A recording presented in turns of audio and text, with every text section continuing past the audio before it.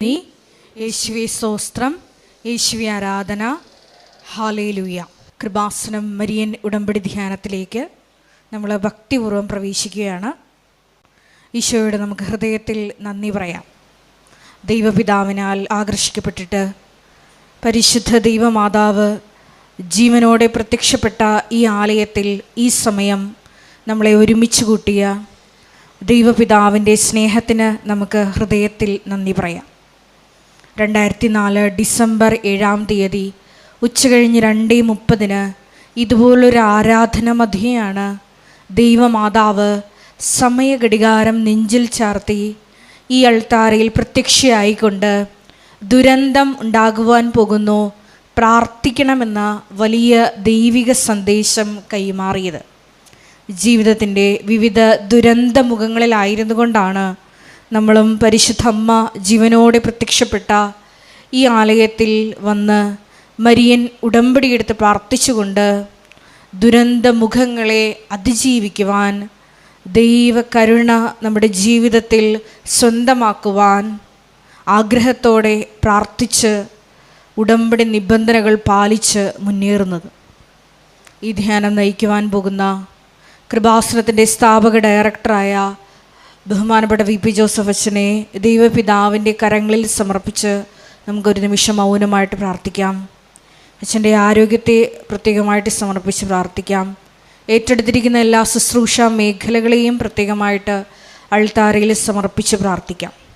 ഈശോയെ വരാൻ പോകുന്ന ആരാധന മണിക്കൂറിനെ പ്രത്യേകമായിട്ട് സമർപ്പിച്ച് പ്രാർത്ഥിക്കുന്നു. ഈശോയെ ആരാധനയിലൂടെ നീളം അച്ഛനിലൂടെ നീ തന്നെ ഞങ്ങളോട് സംസാരിക്കണമേ എന്ന് പ്രാർത്ഥിക്കുന്നു. വചനം നൽകണമേ എന്ന് പ്രാർത്ഥിക്കുന്നു. കൃപാസനത്തിൻ്റെ എല്ലാ ശുശ്രൂഷ മേഖലകളെയും നിർമ്മാണ പ്രവർത്തനങ്ങളെയും ഞങ്ങൾ ഒരു നിമിഷം സമർപ്പിച്ച് പ്രാർത്ഥിക്കുന്നു.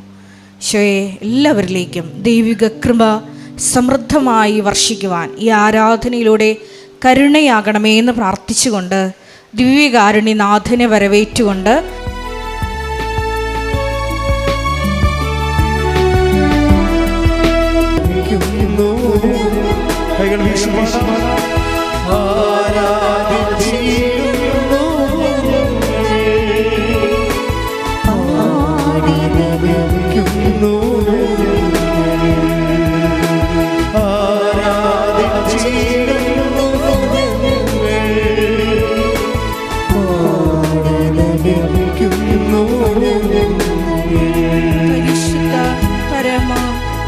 കാരുണ്യത്തിന്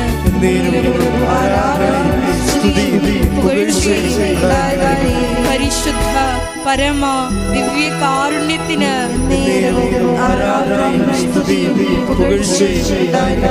പരിശുദ്ധ പരമ ദിവ്യ കാരുണ്യത്തിന്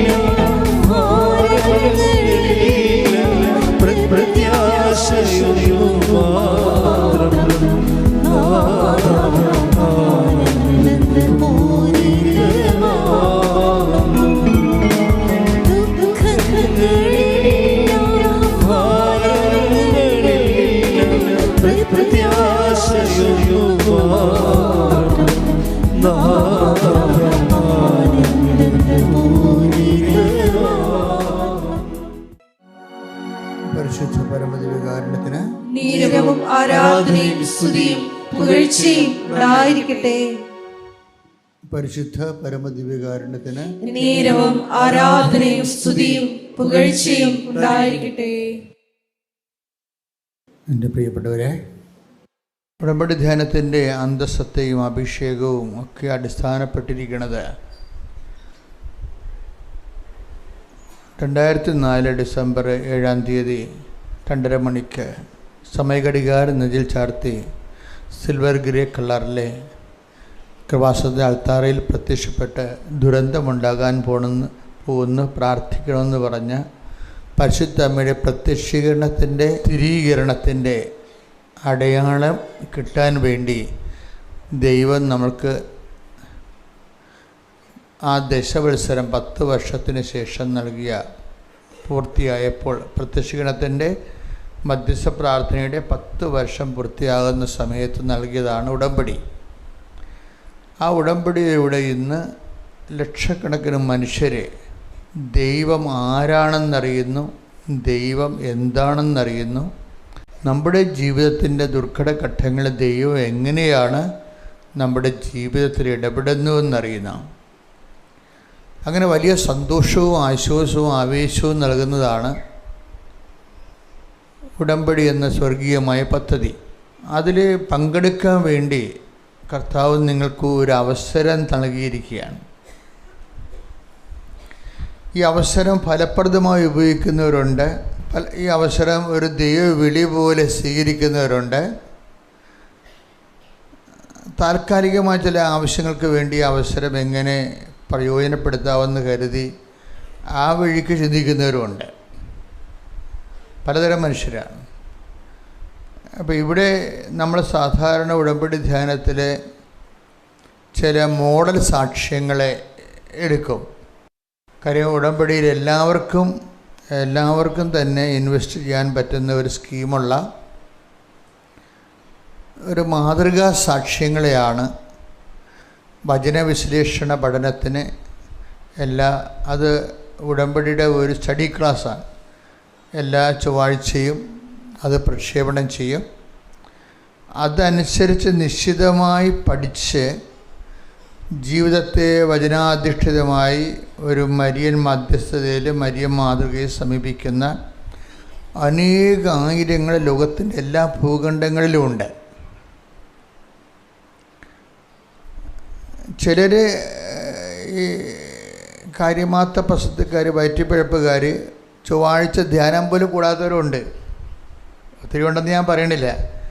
വയറ്റിപ്പഴപ്പുകാർ എവിടെ ചെന്നാലും അവർക്ക് തന്നെ അതിൻ്റെ അകത്ത് നിന്ന് മെച്ചം ഉണ്ടാക്കാൻ പറ്റുമെന്ന് വിചാരിച്ചിട്ട് അതിൻ്റെ അകത്ത് ബുദ്ധിമുട്ടുള്ള കാര്യങ്ങളൊന്നും ചെയ്യത്തില്ല. വല്ല എളുപ്പമുള്ള പ്രത്യക്ഷീകരണ പ്രാർത്ഥന വല്ലതൊക്കെ അവർ ചെല്ലത്തുള്ളൂ. നിങ്ങളുടെ ഈ നടപടിക്രമവും കാപട്യവും കൊണ്ട് തന്നെ നിങ്ങൾക്ക് വെറുതെ ആലപ്പുഴ വന്ന് പണി മേടിക്കുന്നതെന്നല്ലാതെ ദൈവദൃശ്യന് നിങ്ങളുടെ കാപട്യമാണ് നിങ്ങൾ വെളിപ്പെടുത്തുന്നത്. അപ്പോൾ തിരിച്ചെന്താ ചെയ്യണത്? ഞാനിതാണ് കാര്യമാത്ത വയറ്റിപ്പഴപ്പിൻ്റെ ഒരാളാണ് ഞാൻ. എനിക്ക് ദൈവമൊന്നും പ്രശ്നമല്ല. എനിക്ക് ജോലി വേണം, വീട് വേണം, ജപ്തി മാറണം, പെൻഷൻ മാറണം, വേറെ ഒന്നും എനിക്ക് അറിയേണ്ട കാര്യമില്ല. അപ്പോൾ വേറെ ഒന്നും അറിയേണ്ട കാര്യമില്ല നിലപാടിൽ ഉടമ്പടിയുടെ പല കാര്യങ്ങളും ഉഴപ്പി, പല കാര്യങ്ങളും ഉടമ്പടി പ്രകാരമല്ലാതെ ജീവിച്ചു വരുമ്പോൾ ഉണ്ടാകുന്ന പ്രശ്നം വെച്ച് കഴിഞ്ഞാൽ നിങ്ങളുടെ കാപട്യം മനസ്സിലാക്കിയാൽ പിന്നെ ദൈവം അടുക്കത്തില്ല. അതാണ് വിഷയം. അത് എപ്പോഴും നമ്മൾ വളരെ സൂക്ഷ്മതയുള്ളവരായിരിക്കണം. നമ്മൾ എപ്പോഴും ഓർക്കുക, തീർത്ഥാടനങ്ങൾ വരുന്നവർ എല്ലായിടത്തും പോകുന്നവരാണ്. എവിടെയെങ്കിലുമൊക്കെ അത്ഭുതപ്പാടുകളുള്ളപ്പോൾ അവിടെയൊക്കെ പോവുകയും പരിശോധിക്കുകയും പ്രാർത്ഥിക്കുകയും ചെയ്യുന്ന പോലെ കൃപാസനത്തിൽ വന്ന് വീഴരുതെന്നാണ് എൻ്റെ അഭിപ്രായം. ഇത് സത്യസന്ധമായിട്ട് മനുഷ്യൻ സുവിശേഷം ജീവിക്കാൻ മറിയത്തെ മാതൃകയാക്കി അതിൻ്റെ സാക്ഷിയാകാൻ വേണ്ടി ദൈവത്തിൻ്റെ സ്വർഗീയ ദൗത്യമായ പ്രത്യക്ഷീകരണത്തോട് സർവാത്മന അർത്ഥവത്തായിട്ട് സഹകരിക്കാൻ മനസ്സുള്ളവർ വന്ന് ദൈവത്തെ കണ്ടുമുട്ടി നേരിട്ട് സംസാരിച്ച് കൈപിടിച്ച് നടക്കുന്ന ഒരു സാക്ഷ്യങ്ങളാണ്. അതുകൊണ്ട് മുന്തിയ നിലവാരമുള്ള ദൈവാനുഭവത്തിന് വേണ്ടി പരിശ്രമിക്കാതെ ചെറുകിട പരിപാടിയും ആക്കിയായിട്ട് ദൈവതിരുസന്നിധിയിൽ നിങ്ങളുടെ ഈ കാപട്യം വീണ്ടും ദൈവതിരുസന്നിധിയിലെടുത്ത് ഉയർത്തരുത്. ദയവായിട്ട് വളരെ ശ്രദ്ധയോട് വേണം ഉടമ്പടിയുടെ ഓരോ ധ്യാനം കേൾക്കാനും. ഉടമ്പടി ഞങ്ങൾ നിങ്ങൾക്ക് തരുന്നത് എന്തോ അതിൽ കൂടുതലല്ലാതെ കുറച്ചൊരിക്കലും ചെയ്യരുത്. ഞങ്ങളൊരു സാധാരണ വിശ്വാസിക്ക് എടുത്താൽ പൊങ്ങാവുന്ന ചെറിയ ഭാരങ്ങൾ മാത്രമേ തരത്തുള്ളൂ. അത് ഞങ്ങൾ തരുന്നതല്ല. ഈ ഉടമ്പടി പുസ്തകം വെറും 72 മണിക്കൂർ കൊണ്ടാണ് ഈ വലിയ പുസ്തകം എഴുതിയത്. അപ്പോൾ മനസ്സിലാവും കർത്താവിൻ്റെ അഭിഷേകം എന്തുമാത്രം ആ പുസ്തകത്തിലുണ്ടെന്ന്. അതിൽ അന്ന് കർത്താവ് പറഞ്ഞ കാര്യങ്ങൾ മാത്രമേ ഞങ്ങൾ നിങ്ങളോട് പറഞ്ഞിട്ടുള്ളൂ. ഒരു ഉപവാസമുണ്ട്, ബുധനാഴ്ച അല്ലെങ്കിൽ ശനിയാഴ്ച അരമണിക്കൂർ ഒരു ദിവസം വചനം വായിക്കണം. ചൊവ്വാഴ്ച ഉടമ്പടി അപ്ഡേഷൻസ് ഉണ്ട്. നിങ്ങളുടെ ജീവിത പ്രശ്നങ്ങൾ മറ്റുള്ളവരുടെ ജീവിത പ്രശ്നങ്ങളുമായിട്ട് തട്ടിച്ച് വെച്ച് വചനാധിഷ്ഠിതമായ പഠനങ്ങളുണ്ട്. അതുപോലെ നിങ്ങൾ ആതുര സേവനം ചെയ്യണം ആഴ്ചവട്ടങ്ങളിൽ. അതിനേക്കാളുപരി നിങ്ങൾ വിശ്വാസം കൈമാറണം. ഇപ്പം ഇന്നലെയും 10-80 കൊല്ലമായിട്ട് ദൈവത്തിന് ഒരു പ്രയോജനമില്ലാത്ത ചുമ്മാ പട്ടിക്കാട്ടം പോലെ ജീവിക്കുന്ന മനുഷ്യരൊക്കെ ഇന്ന് ദൈവത്തിൻ്റെ സ്വന്തമായി മാറി. വിശ്വാസം കൈമാറി, വിശ്വാസം സാക്ഷീകരിച്ച് ദൈവത്തെ തന്നെ അവരെ കാണുമ്പോൾ എൻ്റെ ദൈവ പൈതലാണെന്ന് ദൈവത്തിന് തോന്നാൻ തുടങ്ങി. അപ്പം അതുകൊണ്ട് പുതിയൊരു ഫോർമേഷനിലേക്കാണ് നമ്മൾ വരണത്, ഫെയ്ത്ത് ഫോർമേഷനിലേക്കാണ് വരണത്. അപ്പം അതുകൊണ്ട് ഇത് ഉടമ്പടിയിൽ മിനിമം എല്ലാവരും ചെയ്ത് വിജയിച്ച ഒരു ജീവിതചര്യയാണ് ഉടമ്പടി മുന്നോട്ട് വെക്കുന്നത്. അത് സ്വാഭാവികമായി അതിലേക്ക് കൂടുതലല്ലാതെ എൻ്റെ മക്കൾ ഒരിക്കലും കുറച്ച് ചെയ്യരുത്. കാര്യം എന്ന് വെച്ചാൽ കുറച്ച് ചെയ്യാനുള്ള ടെൻഡൻസി എല്ലാവർക്കും ഉണ്ട്. ഇപ്പം നമുക്കിങ്ങനെ എൽ ഷേപ്പിൽ ഒരു റോഡ് കിടക്കുകയാണെങ്കിൽ ആൾക്കാർ നിങ്ങൾ കണ്ടിട്ടില്ലേ? ഇപ്പോൾ ഒരു കുരിശ് പോലെ റോഡ് കിടക്കുകയാണ്. ഇപ്പോൾ കിഴക്കുന്ന വരുന്നൊരു മനുഷ്യൻ ഈ കുരിശിൽ പോയിട്ട് പിന്നെ തെക്കോട്ട് പോണ വരം അവർ ഷോർട്ട് കട്ട് എടുക്കും. അപ്പോൾ ഇത്തിരി വഴി നേരത്തെ ഇത്തിരി കഴി ലാഭിക്കും. ഒരു 10 മീറ്റർ, ഒരു 5 മീറ്റർ ലാഭിക്കാൻ വേണ്ടി റോഡ് മാറ്റിയിട്ട് നമ്മൾ പുലിൻ്റെ പുറത്തുകൂടി പോകും. അപ്പോൾ മനുഷ്യൻ്റെ സ്വഭാവം അതാണ്. ഇപ്പോൾ എന്ത് കുറച്ച് ചെയ്യാൻ പറ്റും അതാണ് മനുഷ്യൻ നോക്കണം. ഉടമ്പടി നിങ്ങൾ ഒരിക്കലും അങ്ങനെ ചെയ്യരുത്. കാര്യം അത് ദൈവത്തിൻ്റെ ഒരു മനസ്സല്ല. ഇവിടുന്ന് കൽപ്പിച്ചത് എല്ലാം ചെയ്തതിന് ശേഷം, അതായത് നിങ്ങളത് നിങ്ങളുടെ രീതിയിലായിട്ട് കുറക്കരുത്. ആദ്യം ഒരു മനുഷ്യൻ വെട്ടിൽ വീണത് അവിടെയാണ്. ഞങ്ങൾ തരുന്ന ഇപ്പം ഞങ്ങൾ നിങ്ങളുടെ അരമണിക്കൂർ വചനം വായിക്കാൻ പറഞ്ഞാൽ എൻ്റെ മക്കൾ 31 മിനിറ്റ് എങ്ങനെ വായിച്ചിരിക്കണം. 29 ആക്കരുത്. അത് 29 ആക്കരുത്. 30 മിനിറ്റ് എന്ന് പറഞ്ഞാൽ 30 മിനിറ്റ്. ചൊവ്വാഴ്ച ധ്യാനം ഒറ്റ സ്ട്രെച്ചിന് കൂടാൻ എല്ലാവർക്കും പറ്റത്തില്ല. കാര്യം അത് പകൽ സമയത്താണ് ധ്യാനം. അപ്പോൾ നമ്മൾ പണിപ്പാട്ടിലും ജോലി സ്ഥലത്തൊക്കെ ഇരിക്കും. അതുകൊണ്ട് സമയം കിട്ടുന്നതനുസരിച്ച് ആ ആഴ്ചക്കുള്ളിൽ ആ ധ്യാനം 10 മിനിറ്റ് കൂടാനാണ് പറഞ്ഞിരിക്കുന്നത്. ആവശ്യമില്ലാത്ത ഭാരം ആർക്കും വെച്ചിട്ടില്ല. ഒരു ആഴ്ചക്കുള്ളിൽ ആ ധ്യാനം മുഴുവനും. അപ്പോൾ ഇന്ന് വരെ അടുപ്പിച്ച് 3-4 ധ്യാനം കൂടാത്ത ആൾക്കാരുണ്ട്. 3-4 ധ്യാനം അടുപ്പിച്ച് കൂടാത്ത ആൾക്കാരുണ്ട്. കാര്യം അത് കൃപ പോയിട്ടാണ്. അവർ കൂടാഞ്ഞിട്ടല്ല, കൂടാനുള്ള കൃപ പോയി. കാര്യം അവർക്ക് പ്രാധാന്യം എന്ന് പറയണത് ഉടമ്പടിയേക്കാൾ പ്രാധാന്യം അവരുടെ വസ്തു വിറ്റ് മാറ്റുക എന്നുള്ളതിനാണ് പ്രാധാന്യം അവർ കൊടുക്കുന്നത്. ഇവിടെ നമുക്ക് ചെറിയൊരു ആദ്യമേ തന്നെ വഴി പിഴക്കാനുള്ള സാധ്യതയുണ്ട്. എന്താ കാര്യത്തിൽ ചിലർക്ക് അവർക്ക് പരിശുദ്ധാത്മാവ് അത്ര കണ്ട് പ്രവർത്തിക്കാത്ത കാരണം പിന്നെ പരിശുദ്ധാത്മാവ് പ്രവർത്തിക്കാതിരുന്നാൽ പിന്നെ പ്രവർത്തിക്കണത് ലോകാത്മാവ് ശരിക്കും പ്രവർത്തിക്കും.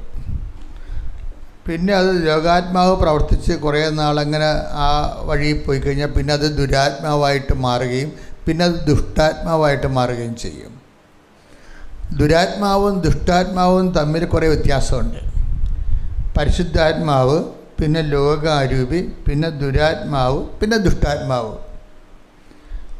അപ്പോൾ പലർക്കും ഈ ദുരാത്മാവ് വന്ന് അറിയാൻ പറ്റത്തില്ല. ദുരാത്മാവ് എന്ന് പറഞ്ഞാൽ ആസക്തിയുടെ ആത്മാവാണ്. ആസക്തിയുടെ ആത്മാവ്, ചില വിഷയത്തോട് വലിയ ആസക്തി. ഇപ്പം നിങ്ങൾ റീൽസ് കാണുന്നത് അത് കണ്ടുകൊണ്ടേയിരിക്കും. പ്രാർത്ഥിക്കാൻ പോലും അത് ദുരാത്മാവാണ് ശരിക്കും. നമുക്ക് നിസ്സാരമായിട്ട് കോമഡിയെ കണ്ട് ചിരിച്ചുകൊണ്ടിരിക്കും. ചിലർക്ക് വാർത്ത കേൾക്കണതാണ്. മലന്ന് കിടന്നുകൊണ്ട് ഇങ്ങനെ വാർത്ത കേൾക്കും. വീട്ടിൽ സതീശനെന്ത് പറഞ്ഞ്, അതിന് പകരം പിണറായി തിരിച്ചെന്ത് പറഞ്ഞ്. സാധനം കുറച്ച് കഴിയുമ്പോൾ അത് ദുരാത്മാവായിട്ട് വർക്കൗട്ട് ചെയ്യും. You are not meant for do it. അതിനൊക്കെ എല്ലാത്തിനും ഒരു റെക്രിയേഷൻ ടൈമുണ്ട്. റെക്രിയേഷൻ. നീ രാഷ്ട്രീയക്കാരനാണെങ്കിൽ നിൻ്റെ തൊഴിലാണത്. അപ്പോൾ നിനക്ക് വ്യത്യാസമുണ്ടാകും. സാധാരണ മനുഷ്യന് ഇത് തന്നെ വെച്ചുകൊണ്ടിരിക്കുമ്പോൾ അത് ദുരാത്മാവായിട്ട് മാറും. രാഷ്ട്രീയക്കാർക്ക് അത് വേണം. രാഷ്ട്രീയമായ ഒബ്സർവേഷൻസ് വേണം. എന്താ മൂവ്മെൻറ്റ്സാണ് നടക്കണമെന്ന് അറിയാൻ വേണ്ടി. അത് അവരുടെ തൊഴിലാണ്, ദൗത്യമാണ്. തൊഴിലല്ല, ദൗത്യം. അത് അവരുടെ ദൗത്യവുമായി ബന്ധപ്പെട്ടതാണ്. നിൻ്റെ തൊഴിലുമായി ബന്ധപ്പെട്ട വിഷയങ്ങൾക്ക് അല്ല ഞാൻ പറയണത്, മറിച്ച് നിൻ്റെ തൊഴിൽ അതല്ല. പക്ഷേ നിൻ്റെ ഒരു റെക്രിയേഷന് വേണ്ടി ആണ് നീ ഇത് ചെയ്യുന്നതെങ്കിൽ, ഒരു റിലീഫിന് വേണ്ടി ചെയ്യണമെങ്കിൽ അത് കുറച്ച് കഴിയുമ്പോൾ ദുരാത്മാവായിട്ട് വർക്കൗട്ട് ചെയ്യും. ആ ദുരാത്മാവിൽ നിന്ന് എന്തെങ്കിലും ഒരു സന്ദേശം നീ സ്വീകരിച്ച് ആക്ടിവേറ്റ് ചെയ്ത് കഴിയുമ്പോൾ ആത്മീയത നശിക്കുകയാണെങ്കിൽ അത് ദുഷ്ടാത്മാവായിട്ട് മാറും. ദുരാത്മാവ് തന്നെ വളരെ ശ്രദ്ധിച്ചില്ലെങ്കിൽ. അതുകൊണ്ടാണ് ഉടമ്പടിയിൽ കത്തോലിക്കർക്ക് പ്രത്യേകിച്ച് നിർദ്ദേശം കൊടുത്തിട്ടുണ്ട്, നിങ്ങൾ 2 ആഴ്ച കുടുംബ കുമ്പസാരിക്കണമെന്ന് പറയും. 2 ആഴ്ച കുടുംബ കുമ്പസാരി. ഇപ്പോൾ എന്തെങ്കിലും എത്ര വിശുദ്ധനായാലും 2 ആഴ്ചയിൽ ഒരിക്കൽ കുമ്പസാരിക്കണം. എന്ന് വെച്ച് കഴിഞ്ഞാൽ കുമ്പസാരിക്കുമ്പോൾ നിങ്ങളുടെ കുഴിയാഴ്ചക്ക് ആൾക്കാരുടെ 41 പോയി കുമ്പസാരിക്കണതല്ല. ഉടമ്പടിയിൽ ജീവിക്കുമ്പോൾ ആ ഉടമ്പടി പാപങ്ങളുണ്ട്, അതാണ് കുമ്പസാരത്തിൽ വരേണ്ടത്. ഉടമ്പടിയുടെ പാപങ്ങളുണ്ട്. കാര്യം ദൈവം നമ്മൾ ബയലാട്രൽ എഗ്രിമെൻറ്റാണ്. ഉഭയകക്ഷിയായിട്ടുള്ള ദൈവം ഒരു കക്ഷിയാണ്, ഇതിൻ്റെ അകത്ത് നമ്മളൊരു കക്ഷിയാണ്. ഒരിക്കലും ഈ കാട്ടൊലിവിൻ്റെ കൂടെ ഒലിവിനെ കൂട്ടിച്ചേർക്കാൻ പറ്റത്തില്ല. കർത്താവിൻ്റെ കരുണയിൽ ദൈവത്തിന് നൽകിയിട്ടുള്ള വാഗ്ദാനത്തിൻ്റെ ഭാഗമായിട്ട് വന്ന കൂട്ടിച്ചേർക്കലുകളാണിത്. ഇതിന് മധ്യസ്ഥം നിൽക്കുന്നത് മറിയമാണ്. കാര്യം മറിയത്തെ മധ്യസ്ഥമാക്കുന്നത് എബ്രാഹത്തിൻ്റെയും മോസസിൻ്റെയും ഉടമ്പടിയിലൊക്കെ മധ്യസ്ഥന്മാരില്ലായിരുന്നു. അവിടെ മധ്യസ്ഥന്മാരില്ലാഞ്ഞത് കാരണം അവർക്ക് കറക്റ്റ് ഉപദേശങ്ങൾ കൊടുക്കാനോ നിർദ്ദേശങ്ങൾ കൊടുക്കാനോ ആരുമില്ല. മധ്യസ്ഥനോ അതിനുവേണ്ടി ദൈവത്തിന് മുമ്പിൽ ഗ്യാരണ്ടി ചെയ്യാൻ ആരുമില്ല. ജാമ്യക്കാരില്ലായിരുന്നു. നമുക്കറിയാം, ബൈബിളിൽ നോക്കുമ്പോൾ എബ്രാഹത്തിൻ്റെ ഉടമ്പടിക്ക് ജാമ്യക്കാരനില്ല, മോസസിനോട് ചെയ്ത ഉടമ്പടിക്കും ജാമ്യക്കാരില്ല. പക്ഷേ നിങ്ങൾ കൃപാസനത്തിൽ ചെയ്യുന്ന ഉടമ്പടിക്ക് ജാമ്യക്കാരിയുണ്ട്. ആരാണത്? അമ്മയാണ് ജാമ്യം.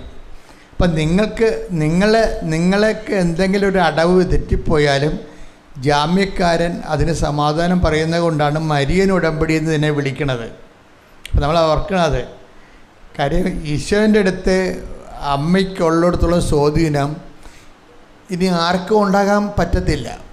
കാര്യം ഈശോൻ്റെ അടുത്ത് അമ്മയ്ക്കൊരു സ്വാധീനം ഉണ്ടാകണമെങ്കിൽ ഒന്ന് ഈശോയ്ക്ക് വേണ്ടി ഇൻവെസ്റ്റ് ചെയ്ത നിക്ഷേപിച്ച മാറ്റിവെച്ച ഒരു ജീവിതമാണ്. ഈശോയ്ക്ക് വേണ്ടി മാത്രം മാറ്റിവെച്ച ജീവിതമാണ്. ഈശോയ്ക്ക് വേണ്ടി മാത്രമായിരിക്കണം മറിയത്തിൻ്റെ ജീവിതമെന്ന് തീരുമാനിച്ച് മാറ്റിവെച്ചതും ദൈവമാണ്. അതുകൊണ്ട് തന്നെ അവർക്ക് വീട്ടിൽ കിടന്ന് പ്രസവിക്കാൻ പറ്റാത്തതിൻ്റെ കാരണം അതാണ്. ഞാൻ ചൂണ്ടിക്കാണിക്കുന്ന സ്ഥലമെന്ന് എപ്പോഴും ഉടമ്പടിയുടെ ഒരു പ്രധാനപ്പെട്ട വിഷയമാണ്. ഞാൻ ചൂണ്ടിക്കാണിക്കണം. നമുക്ക് സ്വന്തമായിട്ട് തിരഞ്ഞെടുക്കാൻ പറ്റത്തില്ല.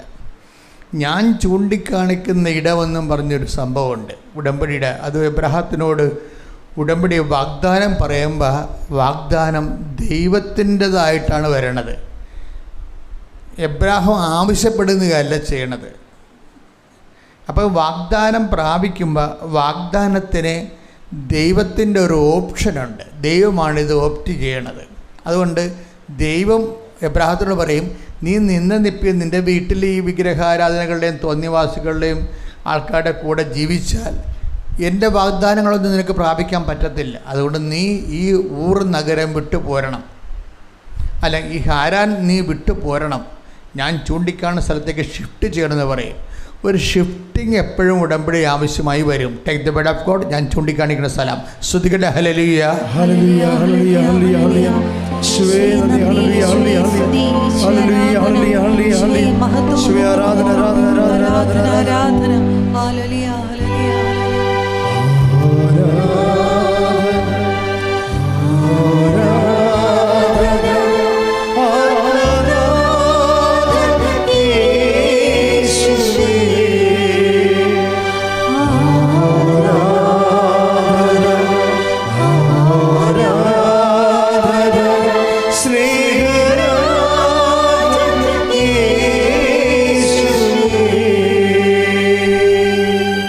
ഉൽപ്പത്തി 12:1 കർത്താവ് എബ്രാഹത്തിനോട് അരുളി ചെയ്തു, നിന്റെ ദേശത്തെയും ബന്ധുജനങ്ങളെയും പിതൃഭവനത്തെയും വിട്ട് ഞാൻ കാണിച്ചു തരുന്ന നാട്ടിലേക്ക് പോവുക. അപ്പോൾ ഉടമ്പടിയിൽ ഒരു ഷിഫ്റ്റിംഗ് ഉണ്ട് എപ്പോഴും. ഉടമ്പടിക്ക് മുമ്പ് ഷിഫ്റ്റ് ഉണ്ട്.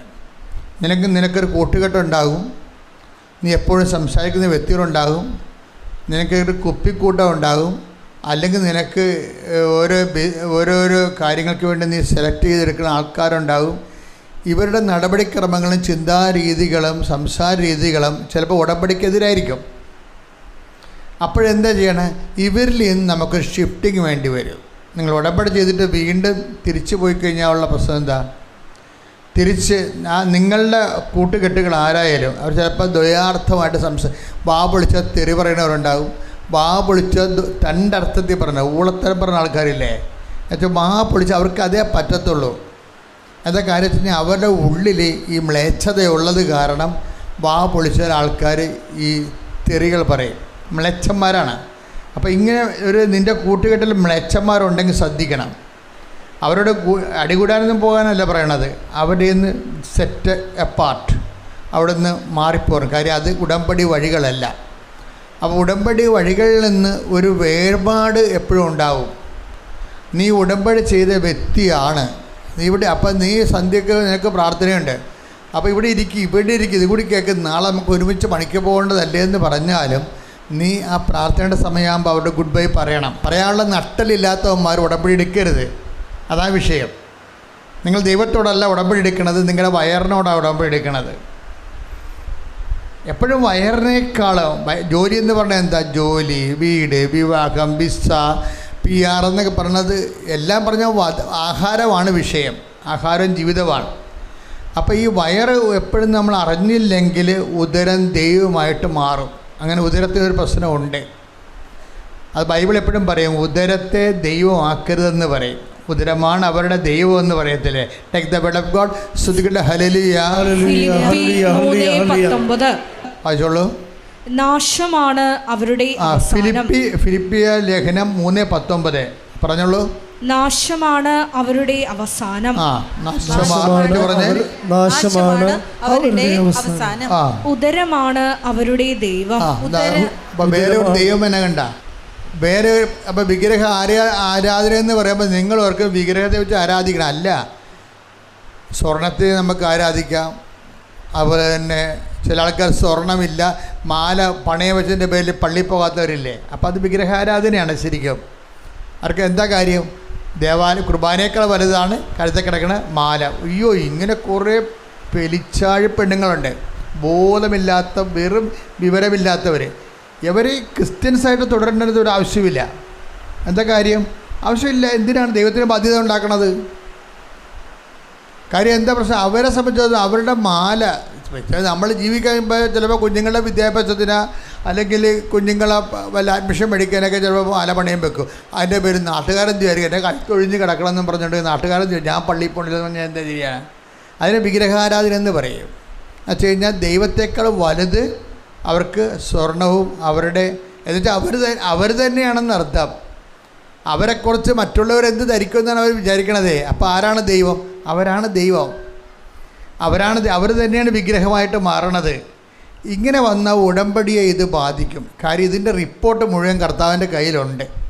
നീ തന്നെയാണ് ദൈവമെന്നും പറഞ്ഞിട്ടുണ്ട് ഇരിവുണ്ട്. അപ്പം ഇങ്ങനെ വരുമ്പോൾ ഈ ഉടമ്പടി കുമ്പസാരം എന്ന് പറയുമ്പോൾ ഇതൊക്കെ ഈ രീതിയിലാണ് വരണത്. കർത്താവ് ചില സമയത്ത് ഞാൻ ദൈവത്തേക്കാൾ പ്രാധാന്യം എനിക്ക് കൊടുക്കുകയും എൻ്റെ മറ്റുള്ളവരുടെ മുമ്പിലുള്ള എൻ്റെ സ്ഥാനത്തിന് കൊടുക്കുകയും മറ്റുള്ളവരെന്ത് വിചാരിച്ചുകൊണ്ട് ഞാൻ നിന്നെ മറന്നു പോകുകയും ചെയ്തിട്ടുണ്ട്.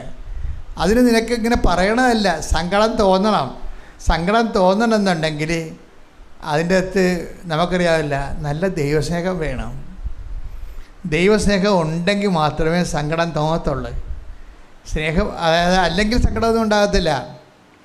ഒന്ന് പ്രാർത്ഥിച്ചേ. കർത്താവായ ദൈവമേ, അങ്ങയുടെ സ്നേഹത്തിന്റെ ഉടമ്പടി ജീവിക്കാൻ ആവശ്യമായ പരിശുദ്ധാത്മാവിന്റെ ബലമായ ദൈവസ്നേഹത്താൽ നിറക്കണമേ. ഉടമ്പടിക്ക് ആവശ്യമായ ദൈവസ്നേഹത്താൽ അഭിഷേകം ചെയ്യണമേ. വേഗം ചെയ്യണമേ. യേശുവേ സ്തോത്രം, യേശുവേ സ്തോത്രം, യേശുവേ നന്ദി, യേശുവേ നന്ദി, യേശുവേ ആരാധന, യേശുവേ ആരാധന. ഹല്ലേലൂയ, ഹല്ലേലൂയ, സ്തുതിക്കട്ടെ, ഹല്ലേലൂയ, ഹല്ലേലൂയ, ഹല്ലേലൂയ, ഹല്ലേലൂയ. മഹത്വം, ഒരുമിച്ച് പാടാം. ആരാധന, ആരാധന.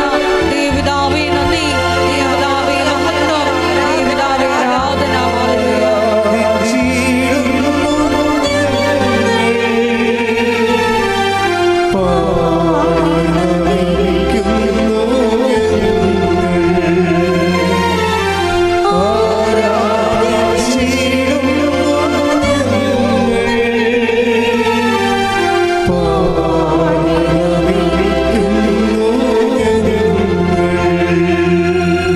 പരിശുദ്ധ പരമദിവ്യകാരുണ്യത്തിന് എന്നേരവും ആരാധനയും സ്തുതിയും പുകഴ്ചയും ഉണ്ടായിരിക്കട്ടെ. മക്കളെ, അച്ഛനോട് ചേർന്ന് പ്രാർത്ഥിക്കുകയും ഗായക സംഘത്തോട് ചേർന്ന് പാടുകയും ഒക്കെ നമ്മുടെ ഒരു നിസ്സഹായ അവസ്ഥയാണ് കർത്താവിൻ്റെ മുമ്പിൽ വെക്കുന്നത്. കാര്യം ഈ ദൈവസ്നേഹം നമ്മൾക്ക് കർത്താവ് ഈ ധ്യാനത്തിലൂടെ നൽകിയാൽ, ഞാൻ പറയും, നമ്മൾ ഉടമ്പടിയുടെ ഒരു 1/4 പങ്ക് ഓടിത്തീർത്തെന്ന് പറയും. കാരണം ദൈവസ്നേഹമാണ്. സ്നേഹമില്ലാത്തവർക്ക് ഉടമ്പടിയിൽ ജീവിക്കാൻ പറ്റത്തില്ല. ദൈവത്തോട് നല്ല സ്നേഹമില്ലാത്തവർക്ക് ഉടമ്പടി ജീവിക്കാൻ പറ്റത്തില്ല. ഇനി എൻ്റെ മക്കൾ, എന്തെങ്കിലും നിങ്ങളുടെ ചിന്താഗതിക്കോ നിങ്ങളുടെ ഒരു സങ്കല്പം ഉണ്ടാവുമല്ലോ എല്ലാ കാര്യത്തെക്കുറിച്ചും, അതിന് ചില സമയത്ത് വിരുദ്ധമായിട്ടൊക്കെ ജീവിതത്തിൽ സംഭവിക്കാം. അപ്പോൾ നിങ്ങൾ എന്താ ചെയ്യണമെന്ന് വെച്ച് കഴിഞ്ഞാൽ, നിങ്ങൾക്ക് ബുദ്ധി എന്ന് പറയുന്നത് പരിശുദ്ധാത്മാവിൻ്റെ ഒരു ആലോചന വരവില്ലേ. നമ്മൾ വേദപാഠത്തിൽ പഠിക്കില്ല, പരിശുദ്ധാത്മാവ് ദാനങ്ങളിൽ ഒന്നാണ് ആലോചന. ആലോചന എന്ന് പറയുമ്പോൾ ബുദ്ധി എന്ന് തന്നെ അർത്ഥം. ഇതിൻ്റെ അകത്ത് ഒരു ബുദ്ധി വരെ, ഇപ്പം നിങ്ങളുടെ ഒരു ആശയത്തിന് ധാരണയ്ക്ക്, ഓക്കെ, ദാറ്റ് ഈസ് കറക്റ്റ്, നിങ്ങളുടെ ഒരു ധാരണയ്ക്ക് എതിരായിട്ടാണ് ജീവിതത്തിൽ സംഭവിക്കുമ്പോൾ അതിൻ്റെ ഒരു ഞെരുക്കം നമ്മൾ അനുഭവിക്കുന്നുണ്ടെങ്കിൽ, ഇപ്പം നിങ്ങൾ കയറിപ്പോകാമെന്ന് വിചാരിച്ചു, അതുപോലെ തന്നെ അപ്പം നിങ്ങൾ നെടുമ്പാശ്ശേരി ചെന്നപ്പോൾ പറഞ്ഞു എമിഗ്രേഷൻ ക്ലിയറൻസ് ആയില്ല എന്ന് പറഞ്ഞു. അപ്പോൾ നിങ്ങൾ അവിടെ ഞെട്ടിത്തെറിച്ച് നിലവിളിച്ച് നാണക്കേടായി, ഇനി വീട്ടിൽ വരണമല്ലോ, ആൾക്കാരുടെ മുഖത്തുനിന്ന് ഞാൻ എല്ലാവരുടെയും ഗുഡ് ബൈ പറഞ്ഞ് ഇറങ്ങിയതല്ലേ, ഇനി വീട്ടിൽ വന്ന് എവിടെ നിൽക്കും, ഞാൻ വല്ല ലോഡ്ജിലും കയറി താമസിക്കും, അല്ലെങ്കിൽ ചത്തുകളെന്നൊക്കെ ഇങ്ങനെ ഇതൊക്കെ ജീവിതത്തിൽ ഇതൊക്കെ സംഭവിക്കാവുന്നതാണ്. ജീവിതത്തിൽ എന്ത് സംഭവിക്കാം?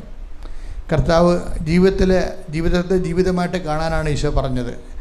ലോകത്തിൽ നിങ്ങൾക്ക് ഞെരുക്കങ്ങൾ ഉണ്ടാകും, എങ്കിലും ധൈര്യമായിരിക്കണം. എങ്കിലും നിങ്ങൾ ആത്മഹത്യകളെന്നല്ല പറഞ്ഞത്. യോഹന്നാൻ 16:33 എന്താ പറയണത്? ലോകത്തിൽ നിങ്ങൾക്ക് ഞെരുക്കങ്ങൾ ഉണ്ടാകും, എങ്കിലും നിങ്ങൾ ധൈര്യമായിരിക്കണം. കാരണം ഞാൻ ലോകത്തെ കീഴടക്കിയിരിക്കുന്നു. അപ്പൊ ഈശോ പറഞ്ഞിരിക്കുന്നത് ഈ ഞെരുക്കങ്ങളിലെ വേറെ അവിടെ ഇവിടെ ആൾക്കാരെ ആശ്രയിക്കണം എന്നല്ല പറഞ്ഞത്. ക്രിസ്തുവിൽ തന്നെ നിങ്ങളെ അവലംബം വെക്കണം. മനസ്സിലായ? ക്രിസ്തുവിൽ അവലംബം വെച്ചെന്താ കാര്യം എന്തെന്നാൽ, ഞാൻ ലോകത്തെ കീഴടക്കിയിരിക്കുന്നു. ഞാൻ ഈ ഞെരുക്കങ്ങളിലൂടെ എല്ലാം കടന്നു വന്നതാണ്, അതിലൂടെ കൃപ പ്രാപിച്ചതാണ്. അതുകൊണ്ട് തന്നെ എനിക്ക് നിങ്ങളെ കൃപയിൽ നിലനിർത്താനും അതിജീവിക്കാനും കഴിയും. അതുകൊണ്ടാണ് അടുത്ത വാചകം എന്താ? ഞാൻ ജീവിക്കുന്നു അതിനാൽ. യോഹന്നാൻ 14:19. യോഹന്നാൻ 14:19. ഞാൻ ജീവിക്കുന്നു, അതിനാൽ നിങ്ങളും ജീവിക്കും. അതിൻ്റെ അർത്ഥം എന്താണെന്ന് അറിയാമോ? ഞാൻ ജീവിക്കുന്നു, അതിനാൽ നിങ്ങളും അതിജീവിക്കുമെന്നാണ്. അതാണ് വിഷയം. ഈ രണ്ട് വചനം കൂടി കൂട്ടി വെക്കുമ്പോൾ നമുക്ക് കിട്ടുന്ന ഒരു റിസൾട്ട് അതാണ്. കാരണം ലോകത്തിൽ നിങ്ങൾക്ക് ഞെരുക്കങ്ങൾ ഉണ്ടാവും, എങ്കിലും ധൈര്യമായിരിക്കുവിൻ, ഞാൻ ലോകത്തെ കീഴടക്കിയിരിക്കുന്നു. അതിജീവിച്ച് കഴിഞ്ഞു. ഈ അതിജീവിച്ച ഈശോയാണ് നമ്മോട് പറയണത്, ഞാൻ അതിജീവിച്ചിരിക്കുന്നു, അതിനാൽ നിങ്ങളും ഈ ഞെരുക്കങ്ങളെ അതിജീവിക്കും. കൈയടിച്ച് സ്തുതിക്കട്ടെ. സന്തോഷത്തോടെ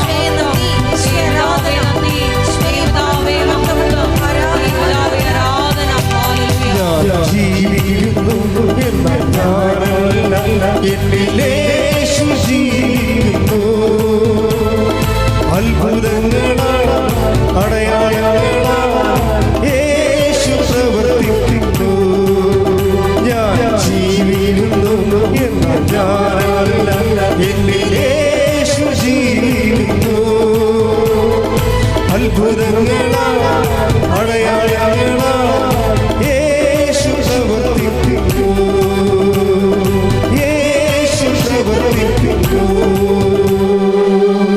പരിശുദ്ധ പരമ ദിവ്യകാരുണ്യത്തിന് എന്നേരവും ആരാധനയും സ്തുതിയും പുകഴ്ചയും ഉണ്ടായിരിക്കട്ടെ. പരിശുദ്ധ പരമ ദിവ്യകാരുണ്യത്തിന് എന്നേരവും ആരാധനയും സ്തുതിയും പുകഴ്ചയും ഉണ്ടായിരിക്കട്ടെ. അതുകൊണ്ട് ഇങ്ങനെയുള്ള സമയങ്ങളിൽ അധികം നാക്ക് കൊണ്ടുള്ള കസർത്ത് കാണിക്കരുത്. ആൾക്കാർക്ക് വരുന്നൊരു പ്രശ്നം അതാണ്. എന്തെങ്കിലും ഒരു ചെറിയ നമ്മുടെ വഴികളിൽ ഒരു ടെസ്റ്റിങ് വന്നാൽ ഉടനെ നിങ്ങൾ കലബില എന്ന് പറയാൻ ആൻറ്റിയെ വിളിച്ച്, ആൻ്റെ മകളെ വിളിച്ച്, പേരപ്പനെ വിളിച്ച്, കൊച്ചാപ്പനെ വിളിച്ച്, കുഞ്ഞാമ്മയെ വിളിച്ച്, കൂട്ടുകാരെ വിളിച്ച് മുഴുവനും കുളമാക്കി തരും. കാര്യം പരിശുദ്ധാത്മാവില്ലാത്തതിൻ്റെ ഒരു കുഴപ്പമാണ്. പരിശുദ്ധാത്മാവ് ഉണ്ടെങ്കിൽ നമ്മളോട് പറയും, നീ നടക്കേണ്ട വഴി നിൻ്റെ മുഖത്ത് നോക്കി ഞാൻ നിന്നെ ഉപദേശിക്കും. അപ്പം ഞാനില്ല, ഈശോ അവിടെ ഇല്ല. അതുകൊണ്ട് നാട്ടിലുള്ള മുഴുവൻ ആൾക്കാരെ വിളിക്കുമ്പോൾ അവർ അവരുടെ രീതിയിൽ നിന്നെ ഉപദേശിക്കും. നീ എന്ത് ചെയ്യണം? നീ ശാന്തമായി ഒരു ഇഷ്യൂ ഉണ്ടായാൽ അപ്പോൾ ദൈവം അടുത്തുണ്ടെന്നാണ് മനസ്സിലാക്കേണ്ടത്.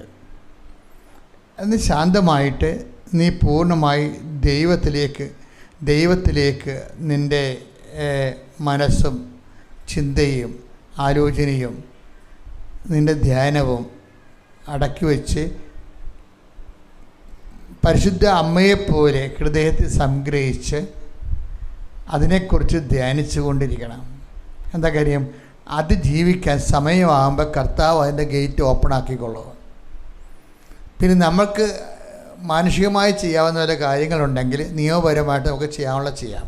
ഇത് ഒരു കാര്യമല്ല, ജീവിതത്തിൻ്റെ പല കാര്യങ്ങളും പലതും നമുക്ക് ചെയ്യാനൊന്നും ഇല്ലെന്നുള്ളത് നിങ്ങൾ തിരിച്ചറിയും. കുറച്ച് കഴിയുമ്പോൾ നിങ്ങൾക്ക് ബോധവും ബുദ്ധിയൊക്കെ ഉറച്ചു കഴിയുമ്പോൾ ജീവിതത്തിൽ പല കാര്യങ്ങളും നമുക്ക് ചെയ്യാനില്ല എന്ന് വരും. അതുകൊണ്ട് കാര്യം എന്താണ്? പലതും മെറിറ്റിൽ പോണതല്ല. Not by merit but by grace. അതെപ്പോഴും ഓർത്തേക്കണം. പല കാര്യങ്ങളും നമ്മളുടെ കഴിവിൽ ഒതുങ്ങണതല്ല. പിന്നെ എവിടെയാണ് ഒതുങ്ങണത്? ദൈവത്തിൻ്റെ കൃപയിലാണ്. അതുകൊണ്ടാണ് ഉടമ്പടിയുടെ ഒന്നാമത്തെ പ്രിൻസിപ്പിൾ എന്താണ്? ഞങ്ങളുടെ കഴിവ് കൊണ്ടല്ല, അങ്ങയുടെ കരുണ കൊണ്ടാണെന്ന്. അല്ലേ? ആ വചനം മറന്നു പോരുത്. അതിന് നമ്മൾ ഈ മെറിറ്റ് ഇല്ലാത്ത സ്ഥലത്ത്, മെറിറ്റുള്ള സ്ഥലത്ത് ആ മെറിറ്റ് കൊണ്ട് മതിയാകാതെ വരുമ്പോൾ, യോഗ്യത കൊണ്ട് മതിയാകാതെ വരുമ്പോൾ ദൈവത്തിൻ്റെ കരുണ, ദൈവത്തിൻ്റെ കൃപ അവിടെ അപ്ലോഡ് ചെയ്യിക്കാൻ വേണ്ടിയാണ് ഉടമ്പടി. കുറേ ഫോർമുലയുണ്ട്. അവിടെയാണ് നിങ്ങളുടെ ജീവകാരുണ്യ പ്രവർത്തനങ്ങൾ. നിങ്ങൾക്ക് എന്താ ചിലർക്ക് ഗതി കിട്ടാത്ത പ്രേതം പോലെ ഇങ്ങനെ നടക്കണില്ല ഉടമ്പടി ചെയ്തിട്ടും. അതിൻ്റെ കാരണം വെച്ച് കഴിഞ്ഞാൽ ഈ സീറോ മെറിറ്റിൽ വരുമ്പോൾ നമ്മൾ എവിടുന്ന് എടുത്താണ് ഇങ്ങോട്ട് ക്യാരി ഓവർ ചെയ്യണത്? സീറോ മെറിറ്റിലെന്ന് പറഞ്ഞപ്പോൾ നിങ്ങളുടെ ഒരു കഴിവ് കൊണ്ട് ഇനി ആ പരീക്ഷയ്ക്ക് ജയിക്കത്തില്ലെന്ന് വിചാരിച്ചോ? അത് നിങ്ങൾക്ക് മനസ്സിലായിട്ടുണ്ട്. കാര്യം നിങ്ങളുടെ കൂട്ടുകാരോട് കമ്പൈൻ സ്റ്റഡി വെച്ചപ്പോൾ തന്നെ മനസ്സിലായി എന്നേക്കാൾ കേമിയാണ് ഇവളെന്ന്. ഇല്ലേ? അങ്ങനെ നിങ്ങൾ ഈ പരീക്ഷ കണ്ട എല്ലാ പിള്ളേരോടും കമ്പൈൻ സ്റ്റഡി വെച്ച് നോക്കിയേ, എല്ലാത്തിൻ്റെയും പുറകിലായിരിക്കും ചിലപ്പോൾ നിങ്ങൾ. അപ്പോൾ ഇത് മെറിറ്റില്ലെന്ന് അതിൻ്റെ അർത്ഥം. മെറിറ്റ് ഇല്ലെന്ന് പറഞ്ഞ് നമുക്കവിടെ ജീവിക്കണ്ടേ? മെറിറ്റ് ഇല്ലാത്തവരോടെ കടപ്പോയി മുങ്ങിച്ചാവുക. അപ്പോൾ എന്നാ ചെയ്യണമെന്ന് വെച്ച് കഴിഞ്ഞാൽ, മെറിറ്റ് ഇല്ലാത്തവരും ജീവിക്കാൻ വേണ്ടി ദൈവം വെച്ചിരിക്കുന്ന പുതിയൊരു ഓപ്ഷനാണ് not by merit but by grace. അതാണ് അതാ ഒന്ന് വായിച്ചു കൊടുത്ത ആൾക്കാർക്ക്, പുതിയ ആൾക്കാർക്ക് എഫേസോസ് 2:8. ഇതാണ് ഉടമ്പടിയുടെ ആപ്തവാക്യം. എഫേസോസ് 2:8 ഒന്ന് പറഞ്ഞേ. വിശ്വാസം വഴി കൃപയാലാണ് നിങ്ങൾ രക്ഷിക്കപ്പെട്ടത്. അത് നിങ്ങൾ നേടിയെടുത്തതല്ല, ദൈവത്തിന്റെ ദാനമാണ്. അത് പ്രവൃത്തികളുടെ ഫലമല്ല, തന്മൂലം ആരും അതിൽ അഹങ്കരിക്കേണ്ടതില്ല. അതെന്താ വിഷയം എന്ന് പറഞ്ഞത്? അത് നിത്യരക്ഷയെക്കുറിച്ചാണ് അവിടെ അത് പറയണത്. നമ്മൾ ഉടമ്പടിയിലേക്ക് എടുത്തിരിക്കണത് അതിൻ്റെ അത് സക്കറിയായുടെ 4:6 അതിൻ്റെ ഒരു അടിസ്ഥാനത്തിലാണ് എഫേസ്യസ് 2:8 അച്ഛൻ വ്യാഖ്യാനിക്കണത്. അതെന്താണ്? സൈന്യത്താലേ അല്ല, ശക്തിയാലേ അല്ല, കർത്താവിൻ്റെ ആത്മാവിനാലാണെന്ന് വെച്ച് കഴിഞ്ഞാൽ നമ്മുടെ മെറിറ്റിലല്ല ആ വിഷയം ഇരിക്കണത്, നമ്മുടെ കഴിവല്ല. ചില സ്ഥലത്ത് നമുക്ക് തന്നെ അറിയാം, അയ്യോ ഈ 40 ലക്ഷമാണ്, ഇത് നമ്മൾ കടം മേടിച്ചാലും വില മേടിച്ചാലും നമ്മുടെ കിഡ്നി വിറ്റാലും കിട്ടത്തില്ല ഇത്രയും കാശ്. അത് നമുക്കറിയാൻ പറ്റും. നമ്മുടെ മെറിറ്റിലല്ല. നിങ്ങൾ ഉന്നയിച്ച പല വിഷയവും നിങ്ങളുടെ യോഗ്യതയിലോ കഴിവിലോ അടിസ്ഥാനപ്പെടുത്തിയല്ല. പിന്നെ എവിടെയാണ് ഇത് അടിസ്ഥാനപ്പെടുത്തിയിരിക്കുന്നത്? സൈന്യത്താലേ അല്ല. ശ്രദ്ധിക്കട്ടെ. ഹല്ലേലൂയ. സക്കറിയ 4:6. സക്കറിയ 4:6. അവൻ എന്നോട് പറഞ്ഞു, കർത്താവ് സെറുബ്ബാബേലിനോട് അരുളി ചെയ്യുന്നു, സൈന്യബലത്താലല്ല കരബലത്താലുമല്ല എന്റെ ആത്മാവിനാലാണ്.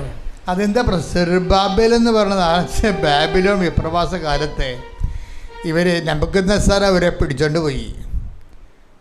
എന്നിട്ട് അവിടെ ഇവിടുത്തെ നല്ല ആൾക്കാർ, ബുദ്ധിയുള്ള ആൾക്കാർ, അതായത് ഇസ്രയേലിലെ ബുദ്ധിയുള്ള ആൾക്കാർ, സയൻറ്റിസ്റ്റുകൾ, ഡോക്ടർമാർ, മാത്തമാറ്റീഷ്യൻസ്, എൻജിനീയേഴ്സ്, ഇങ്ങനെയുള്ള എല്ലാ വെണ്ണപ്പാളികളെയും അയാളെ പിടിച്ചോണ്ട് പോയി അയാളുടെ രാജ്യം നന്നാക്കാൻ വേണ്ടി.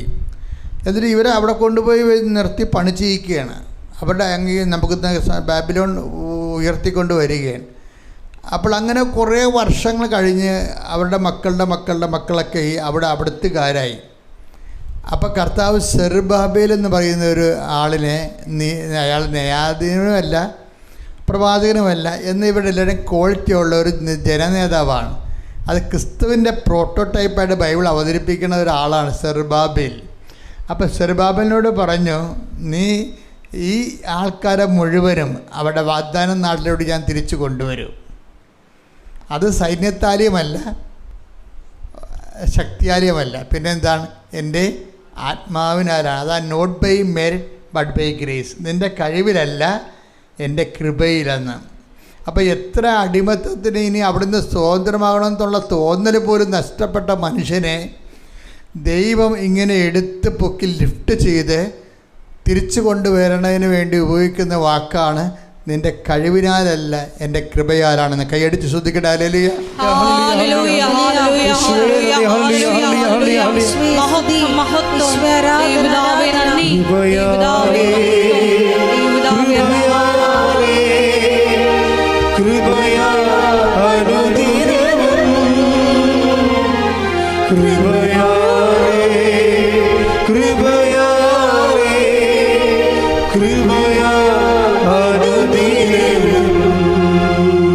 പരിശുദ്ധ പരമ ദിവ്യകാരുണ്യത്തിന് ആരാധനയും സ്തുതിയും പുകഴ്ചയും ഉണ്ടായിരിക്കട്ടെ. അപ്പോൾ ഈ കൃപ യോഗ്യതയാലല്ല, കഴിവിനാലല്ല, കർത്താവിൻ്റെ കൃപയിനാലാണെങ്കിൽ ഈ കൃപ ആർജിക്കാൻ വേണ്ടി നമ്മുടെ മുമ്പിലുള്ള പല പദ്ധതികളിലെ ഒരു പദ്ധതിയാണ് ഈ പ്രാർത്ഥന എന്ന് പറയുന്നത്.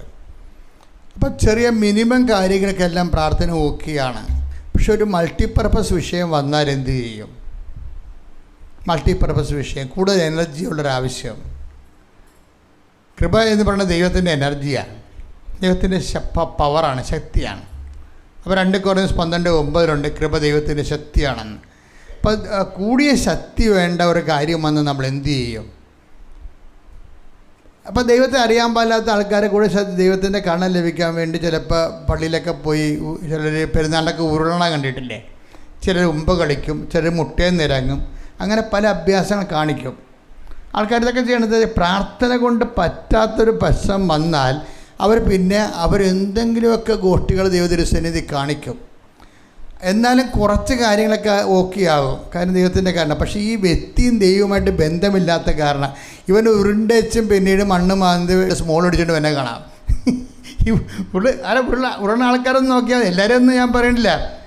ഈ തീർത്ഥയാത്ര നിങ്ങൾ പലപ്പോഴും വിനോദയാത്രയാക്കുന്നുണ്ട്. തീർത്ഥയാത്ര വിനോദയാത്രയാക്കുന്നവർ ചെയ്യണ പരിപാടി എന്ന് വെച്ച് കഴിഞ്ഞാൽ, അതായത് നിങ്ങൾ സാധാരണ ഒരു കോമൺ മാൻ കുറച്ചുകൂടി മുഴുത്ത പാപിയായിട്ട് മാറുകയുള്ളൂ. എന്താ കാര്യം? നിങ്ങൾ ദൈവസന്നിധാനത്തിലേക്കുള്ള യാത്രയാണ് മദ്യപിക്കാനും വേറെ പല ചുറ്റിക്കളിയുണ്ട് അതിനു വേണ്ടി ഉപയോഗിച്ചിരിക്കുന്നത്. അത് ചെകുത്താൻ പോലും ചെയ്യാത്ത പരിപാടിയാണ് നിങ്ങൾ ചെയ്തിരിക്കുന്നത്. അപ്പോൾ വെളുക്കാൻ തേക്കണ ഇപ്പോൾ പാണ്ടായിരിക്കണം പല ഞാനൊരു മനുഷ്യനോട് പറഞ്ഞു, നിങ്ങളൊരു ബിസിനസ് യാത്രയാണ് നടത്തുന്നത് വെള്ളാങ്കണ്ണിലേക്ക്. എന്താ കാര്യം? നിങ്ങൾ ഇവിടുന്ന് അവിടം വരെ ബിസിനസ് സംസാരിക്കുന്നു, അവിടെ ചെന്ന് മാതാവിനോട് ബിസിനസ് സംസാരിക്കുന്നു, തിരിച്ചു വരുമ്പോൾ ബിസിനസ് സംസാരിക്കുന്നു. എന്ത് പറ്റി? ആളിന് വല്ല മാറ്റമുണ്ടോ? തീർത്ഥയാത്ര വിനോദയാത്രയും കച്ചവട യാത്രയും ആക്കി മാറ്റുമ്പോൾ ദൈവത്തിനെ നമ്മൾ ദൈവസന്നിധാനങ്ങളെ നമ്മൾ ദുർവിനിയോഗിക്കുകയാണ് ചെയ്യണത്. ദൈവസന്നിധാനങ്ങൾ ദുർവിനിയോഗിച്ച് കുറച്ച് കഴിയുമ്പോൾ നമുക്ക് ചികടിപ്പുണ്ടാവും. എല്ലാം സ്വാഭാവികമായിട്ട് തോന്നും. പക്ഷേ എല്ലാം അസ്വാഭാവികമായിരിക്കും ചെയ്യണതെല്ലാം. അങ്ങനെ കുറച്ച് കഴിയുമ്പോൾ നിങ്ങളുടെ കൃപ ഡൗൺലോഡ് തെറ്റി കുറഞ്ഞു വരും.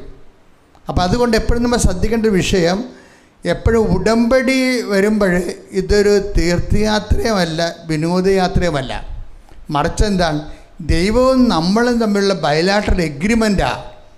ഇനി നമ്മുടെ മുമ്പിലുള്ള ഒരു വെല്ലുവിളി എന്താണ്, ഞാൻ ദൈവത്തോട് ഉടമ്പടി ചെയ്യാൻ യോഗ്യനല്ല. പിന്നെ എളിമയോടെ ഞാൻ എന്തു ചെയ്യും, ഞാൻ ഉടമ്പടി ചെയ്തതിന് ശേഷം ഉടമ്പടി നൽകുന്ന ചില നിയമങ്ങളും നിബന്ധനകളും ഉപയോഗിച്ചുകൊണ്ട് ഞാൻ കോമ്പറ്റൻ്റ് പാർട്ട്ണറാകാൻ വേണ്ടി ഞാൻ പരിശ്രമിക്കും. ദൈവത്തോട് ഉടമ്പടി ചെയ്യാൻ പറ്റിയ യോഗ്യമായ പങ്കാളിയാകാൻ വേണ്ടി ദൈവത്തിന് എല്ലാ മേഖലകളിലും ഞാൻ രോഗികളെ പോയി കാണും. കാരണം എന്താണ്, ഞാൻ രോഗികളെ കാണാൻ കാരണം കർത്താവ് പറഞ്ഞിട്ടുണ്ട്, ഞാൻ രോഗിയായിരുന്നു, നിങ്ങൾ എന്നെ സന്ദർശിച്ചു. അപ്പോൾ എന്താ പ്രശ്നം വെച്ചാൽ, എനിക്ക് വിശന്നു, നിങ്ങളെനിക്ക് ഭക്ഷണം തന്നു. എനിക്ക് ദാഹിച്ചു, നിങ്ങളെനിക്ക്. ഇപ്പോൾ അവിടെയെല്ലാം നിങ്ങൾ എനിക്കെന്ന് പറഞ്ഞിരിക്കുന്ന കാരണം, നമ്മുടെ സാധാരണ ഇപ്പോൾ റോട്ടറി ക്ലബ്ബുകൾ, ലയൺസ് ക്ലബ്ബുകൾ, നമ്മുടെ നാട്ടിൻപുറത്തുള്ള ഒത്തിരിയേറെ സന്നദ്ധ സംഘടനകളൊക്കെ ചെയ്യുന്ന ജോലിയാണിത്. പക്ഷേ ഒരു പ്രശ്നമുണ്ട്.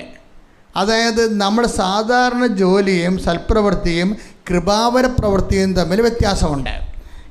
സൽപ്രവൃത്തികളെന്ന് പറഞ്ഞാൽ മനുഷ്യനായിരിക്കുമ്പോൾ മനുഷ്യനും ഈ പ്രപഞ്ചത്തിനു വേണ്ടി ചെയ്യണ നിലനിൽപ്പിൻ്റെ ആനുകൂല്യങ്ങളായി ചെയ്യണ സ്വാഭാവികമായ മനുഷ്യപ്രകൃതിയിൽ നിന്നുള്ള പ്രവർത്തനങ്ങളാണ്.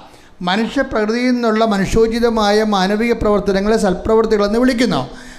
പക്ഷേ ഒരു ഉടമ്പടി പേഴ്സണിൽ നിന്ന് അതല്ല ഉദ്ദേശിക്കുന്നത്, സൽപ്രവൃത്തി അല്ല. പിന്നെന്താണ്, കൃപാവര പ്രവൃത്തിയാണ് ഉദ്ദേശിക്കുന്നത്. അപ്പോൾ സൽപ്രവൃത്തികൾ എന്താണ്, കൃപാവര പ്രവൃത്തികൾ എന്താണ്, ചെയ്യുന്നവന് ബോധം ഉണ്ടാകണം. ഇപ്പോൾ ഒരു രോഗികളെ കണ്ടു കഴിഞ്ഞാൽ നമുക്ക് വേണമെങ്കിൽ ബേഴ്സറിയിൽ നിന്നൊരു 500 രൂപ കൊടുക്കാം, ഒരു കുഴപ്പമില്ല. അത് കള്ളപ്പണമാകാതിരിക്കാൻ നോക്കണം, ടാക്സ് വെട്ടിച്ച കാശാകാതിരിക്കാൻ നോക്കണം. നിൻ്റെ അധ്വാനത്തിൻ്റെ പണമായിരിക്കണം. ആൾക്കാർ 500, 1000, 10,000 കൊടുക്കും. കാര്യം എന്താ, ഇവർ സ്ഥിരം ഗവൺമെൻറ്റിനെയും നാട്ടുകാരെയും പറ്റിക്കുന്ന ആൾക്കാരായിരിക്കും. അതിൽ നിന്ന് നിങ്ങൾ നക്കാപ്പിച്ച കാശ് കൊടുത്തിട്ട് നിങ്ങൾ ആൾ കളിക്കേണ്ടെന്ന കാര്യമൊന്നുമില്ല. അതൊന്നും കൗണ്ടബിൾ അല്ല ശരിക്കും. അവിടെയാണ് വിഷയം വരണത്. അപ്പോൾ എപ്പോഴും കൊടുക്കുമ്പോൾ ഓർക്കണം, ഇത് ജെനുവിനായിരിക്കണം കൊടുക്കുന്ന കാശ്. ഇപ്പോൾ ഒരു സ്ത്രീ എന്തായിട്ടിരിക്കണത്, ഒരു സ്ത്രീയുടെ ഒരു കഥ കർത്താവ് പറയണില്ലേ, എന്താ പറയണത്, മർക്കോസ് 12:44. എന്തെന്നാൽ അവരെല്ലാവരും തങ്ങളുടെ സമൃദ്ധിയിൽ നിന്ന് സംഭാവന ചെയ്തു. ഇവളാകട്ടെ തന്റെ ദാരിദ്ര്യത്തിൽ നിന്ന് തനിക്കുണ്ടായിരുന്നതെല്ലാം തന്റെ ഉപജീവനത്തിനുള്ള വക മുഴുവനും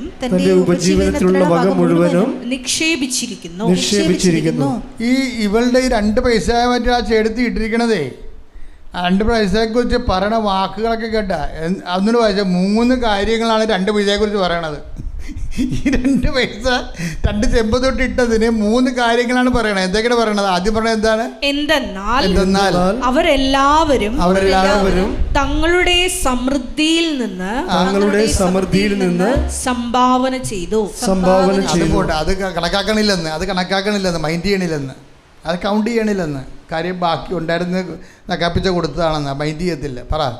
ഇവളാകട്ടെ പറ തന്റെ ദാരിദ്ര്യത്തിൽ നിന്ന്, ഒന്നാമത്തെ കേസ്, തന്റെ ഇല്ലായ്മയിൽ നിന്ന് തനിക്കുണ്ടായിരുന്നതെല്ലാം. രണ്ടാമത്തെ നോട്ടിങ് കണ്ട, തനിക്കുണ്ടായിരുന്നതെല്ലാം തന്റെ ഉപജീവനത്തിനുള്ള വക മുഴുവനും. അത്താഴത്തിന്റെ വകയാണ് ഈ പറയണത്. അന്നത്തെ അത്താഴത്തിന്റെ വകയാണ് ഇട്ടിരിക്കണത്. കർത്താവ് ഇത് പറയാൻ കാരണം, അന്നത്തെ അത്താഴത്തിൻ്റെ വകയാണ് ശ്രീഭണ്ഡാരത്തിൽ ഇട്ടിട്ട് ഇവർ കർത്താവിന് കൊടുത്തിട്ട് പോണത്. ഇവർ നൽകുന്ന ഒരു മെസ്സേജ് ഉണ്ട്. എന്താണ്? എൻ്റെ ഉപജീവനത്തേക്കാൾ വലുതാണ് എനിക്കെൻ്റെ ദൈവമെന്ന്. അതാണ് ഈ പ്രാർത്ഥനാ പങ്കാളികൾ, ഉടമ്പടി പങ്കാളികൾ ശ്രദ്ധിക്കണം. ഒറ്റ നടക്ക് പോണ കേസല്ല ഇത്. ഇവ എങ്ങനെയാണ് കോമ്പറ്റൻ്റ് പങ്കാളിയാക്കാൻ പറ്റണത്?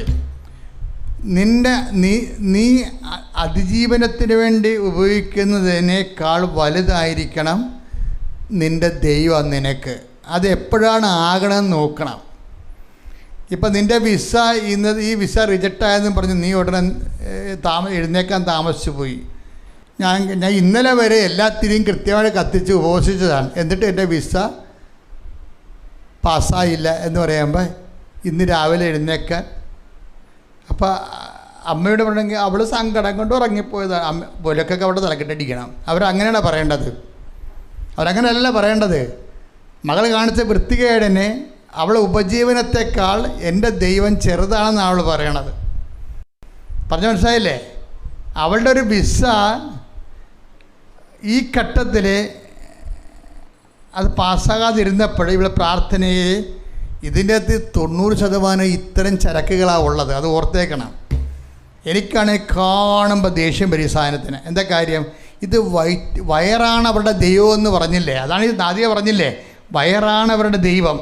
നമ്മുടെ നിയോഗങ്ങളെക്കാൾ വലുതായിരിക്കണം നമ്മുടെ ദൈവം. ഉടമ്പടിയിൽ എപ്പോഴെങ്കിലും ഞാൻ എന്തിനെക്കുറിച്ചാണ് ഇപ്പോൾ സംസാരിക്കുന്നത്? Competent partner of the covenant, ഒരു ഉടമ്പടിയുടെ യോഗ്യമായ പങ്കാളി എന്ന് പറയുമ്പോൾ അവരിവിടെ വെച്ചിരിക്കുന്ന നിയോഗങ്ങളെക്കാൾ വലുതായിരിക്കണം അവരുടെ ദൈവം. അതാണ് നമ്മൾ പറഞ്ഞത്. കണ്ടിരിക്കണേ, അതെപ്പോഴും നമ്മൾ ശ്രദ്ധിക്കണം. നിങ്ങളുടെ നിയോഗങ്ങളെക്കാൾ വലുതായിട്ട് ദൈവത്തെ കാണുന്നുണ്ടോ എന്ന് ദൈവം നിങ്ങളെ ടെസ്റ്റ് ചെയ്യും. ഈ ടെസ്റ്റിൽ മിക്കവാറും ഒരു ഇടിച്ചു തല്ലി ഓടി വന്ന് ഉടമ്പടി എടുക്കുന്നതിൽ 90% ഈ ടെസ്റ്റ് പരാജയപ്പെടും. എന്താ കാര്യം? അവർക്ക് പ്രബോധനമില്ലാത്ത കാരണം ബോധ്യമില്ല. അതാണ് വിഷയം. ഉടമ്പടി എപ്പോഴും ഞങ്ങൾ ക്ലാസ്സിലെടുക്കുന്നതിൻ്റെ കാരണം എന്താണ്? ബോധ്യം വേണം. പൗലോസ് അപ്പോസ്തലൻ പിരിഞ്ഞു പോകുമ്പോൾ ഞാൻ ബലിയായി അർപ്പിക്കപ്പെടേണ്ട സമയമായെന്ന് പറഞ്ഞ് ഈ മനുഷ്യൻ മരണം പ്രഖ്യാപിക്കും. അപ്പോൾ തിമോത്തി, നീ ഒറ്റക്കായി പോകണമെന്ന് കരുതരുത്. ഞാനില്ലെങ്കിലും നീ മുന്നോട്ട് പോകണം. ജനങ്ങൾക്ക് നീ ബോധ്യം കൊടുക്കണം. എന്തോ ഒരു ഉപദേശമാണ് ബോധ്യം. Take the bed of God. സ്തുതിക്കട്ടെ. ഹല്ലേലൂയ, ഹല്ലേലൂയ, ഹല്ലേലൂയ, ഹല്ലേലൂയ. യേശുവേ നന്ദി. 2 തിമോത്തി 4:2 സ്തുതിക്കട്ടെ. ഹല്ലേലൂയ, ഹല്ലേലൂയ, ഹല്ലേലൂയ, ഹല്ലേലൂയ. വചനം പ്രസംഗിക്കുക. വചനം പ്രസംഗിക്കുക. സാഹചര്യങ്ങൾ അനുകൂലമാണെങ്കിലും അല്ലെങ്കിലും ജാഗരൂകതയോടെ വർത്തിക്കുക. മറ്റുള്ളവരിൽ ബോധ്യം ജനിപ്പിക്കുക. എന്താ പറയണം? മറ്റുള്ളവരിൽ ബോധ്യം ജനിപ്പിക്കുകയും അവരെ ശാസിക്കുകയും ഉദ്ബോധിപ്പിക്കുകയും ചെയ്യുക. നിങ്ങളെ ശാസിക്കുക എന്നുള്ള കാര്യത്തിൽ ഒരു സംശയവുമില്ല. എന്താ കാരണം? ഈ ദൈവവചനത്തിൻ പ്രബോധനത്തിലുള്ളതാണ് ശാസന. ചില ആൾക്കാർക്ക് ശാസന പറ്റത്തില്ല. അവർ വലിയ ദൈവത്തെക്കാൾ വലിയ ആളായിട്ടിരിക്കും. ശാസിക്കുമ്പോൾ തന്നെ അവർ വയലൻ്റ് ആകും. ഞാൻ അങ്ങനെയുള്ളവരെ പതുക്കെ ക്യാൻസലാക്കി കളയും. എന്താ കാര്യം? അവർ ജഡാരൂപി തന്നെ ജീവിക്കുന്നത് കൊണ്ടാണ്. അവർ ജഡാരൂപി തന്നെ, അതായത് ശാസന ഇതിൻ്റെ അകത്തുള്ളതാണ്. എന്താ കാര്യം? ബോധ്യങ്ങൾ ജനിപ്പിക്കുമ്പോൾ മാത്രമേ കാര്യം ഇവർ തന്നെ അവർ നെടുമ്പാശ്ശേരിയിൽ നിന്ന് വീട്ടിൽ വരാതെ ലോഡ്ജിൽ പോയി താമസിക്കുകയാണ്. വിസ അവരുടെ എമിഗ്രേഷൻ ശരിയല്ലെന്നും പറഞ്ഞ്. അപ്പം നാട്ടിൽ വന്നാൽ ഞാനെങ്ങനെ മുഖത്ത് നോക്കും? ആൾക്കാർ ചോദിച്ചു, ഇത് ചമ്മലുണ്ടാകും. ആ ചമ്മൽ വേണം. എന്തിനാണത്? അത് കർത്താവേ, അതെൻ്റെ ജീവിതത്തിലെ ഞെരുക്കങ്ങളാണ്. അത് നിൻ്റെ സ്നേഹത്തിന് ഞാൻ കാഴ്ച വെക്കുന്നു. എങ്കിലും ഞാൻ നിൻ്റെ വിശ്വാസത്തിലും ധൈര്യത്തിലും ഞാൻ നിൻ്റെ കൂടെ മുൻപോട്ട് പോകും. അപ്പോൾ അത് നമുക്ക് തന്നിരിക്കുന്ന ഒരു ഗൃഹപാഠമാണ്. ആ ഗൃഹപാഠത്തിൽ നമ്മൾ തോക്കരുതൊരിക്കലും. കേട്ടെടുത്തൊക്കെ ഉണ്ടാകത്തില്ലേ? പരസ്പരം നിങ്ങൾ പിള്ളേർ പറഞ്ഞ സ്റ്റാൻഡേർഡ് ഈസ് അറ്റൻഷൻ. തിരിച്ച് ഓപ്പോസിറ്റായിട്ട് നിൽക്കാൻ പറയും അല്ലേ ടീച്ചർമാർ പണ്ട്. ഇപ്പോൾ ഉണ്ടാകുന്ന അറിയത്തില്ല. ഞങ്ങൾ സൈറ്റിലൊക്കെ 2ാം ക്ലാസ് പഠിക്കുമ്പോൾ ടീച്ചർ പറയും സ്റ്റാൻഡേർഡ് ഈസ് അറ്റൻഷൻ. സ്ട്രെയിറ്റ് എടുക്കുക, തിരിഞ്ഞ് നിൽക്കുക, അങ്ങോട്ടും ഇങ്ങോട്ടും. ഇവിടെ എഴുതണം, അവിടെ കാണാൻ പറ്റത്തില്ല. അപ്പോൾ സ്ട്രെയിറ്റ് ഉള്ളവർ അങ്ങോട്ടും ഇങ്ങോട്ടും തിരിഞ്ഞ് നിൽക്കും. എന്നിട്ട് ടീച്ചർ ഓരോ ചോദ്യം പറയും. അപ്പോൾ നമ്മളത് എഴുതണം. ഇതിപ്പോൾ ടെസ്റ്റാണത്. എന്നിട്ട് സ്ലേറ്റ് കാണിക്കും ടീച്ചർ വരുമ്പോൾ. അപ്പോൾ ചിലപ്പോൾ മുഖത്തിന് അടിയും മേടിക്കും. ഞാൻ മേടിച്ചിട്ടുണ്ട്, അത് പറഞ്ഞു. അന്നത്തെ കാലമല്ലേ. അപ്പോൾ എന്താ പ്രശ്നം എന്ന് വെച്ച് കഴിഞ്ഞാൽ ഇതുപോലെ കേട്ടെഴുത്തുകൾ വരും. നമ്മൾ കറക്റ്റ് ഉടമ്പടി വിശ്വസ്തത അല്ലെന്ന് കഴിഞ്ഞാൽ കെട്ടെഴുത്തുകൾ കൂടാൻ സാധ്യതയുണ്ട്. നമ്മൾ ഉടമ്പടി വിശ്വസ്തരല്ലെന്ന് പറഞ്ഞിട്ട് ദൈവത്തെക്കുറിച്ച് പറഞ്ഞൊരു കാര്യമില്ല. ദൈവം എന്താ പറയണത്? നീ ഞാനുമായിട്ട് ഉടമ്പടി ചെയ്തിരിക്കുന്നത്, അപ്പോൾ എന്നോട് ഉടമ്പടി ചെയ്യാനുള്ള യോഗ്യത പ്രാപിക്കൂ എന്ന് പറയും. അതായത് അപ്പോൾ ചിലർക്ക് നല്ലവണ്ണം അറിയാം അത് യോഗ്യത പ്രാപിക്കാനാണ്. അവർ മിണ്ടാതിരുന്ന് സോറി ജീസസ് എന്ന് പറഞ്ഞുകൊണ്ട് അവരവരുടെ രീതിയിൽ സന്തോഷിച്ച് അവിടെ അടുത്ത മൂവ്മെൻറ്റിലേക്ക് പോയിക്കൊണ്ട് അവരതിനെ അതിജീവിച്ച് വരും.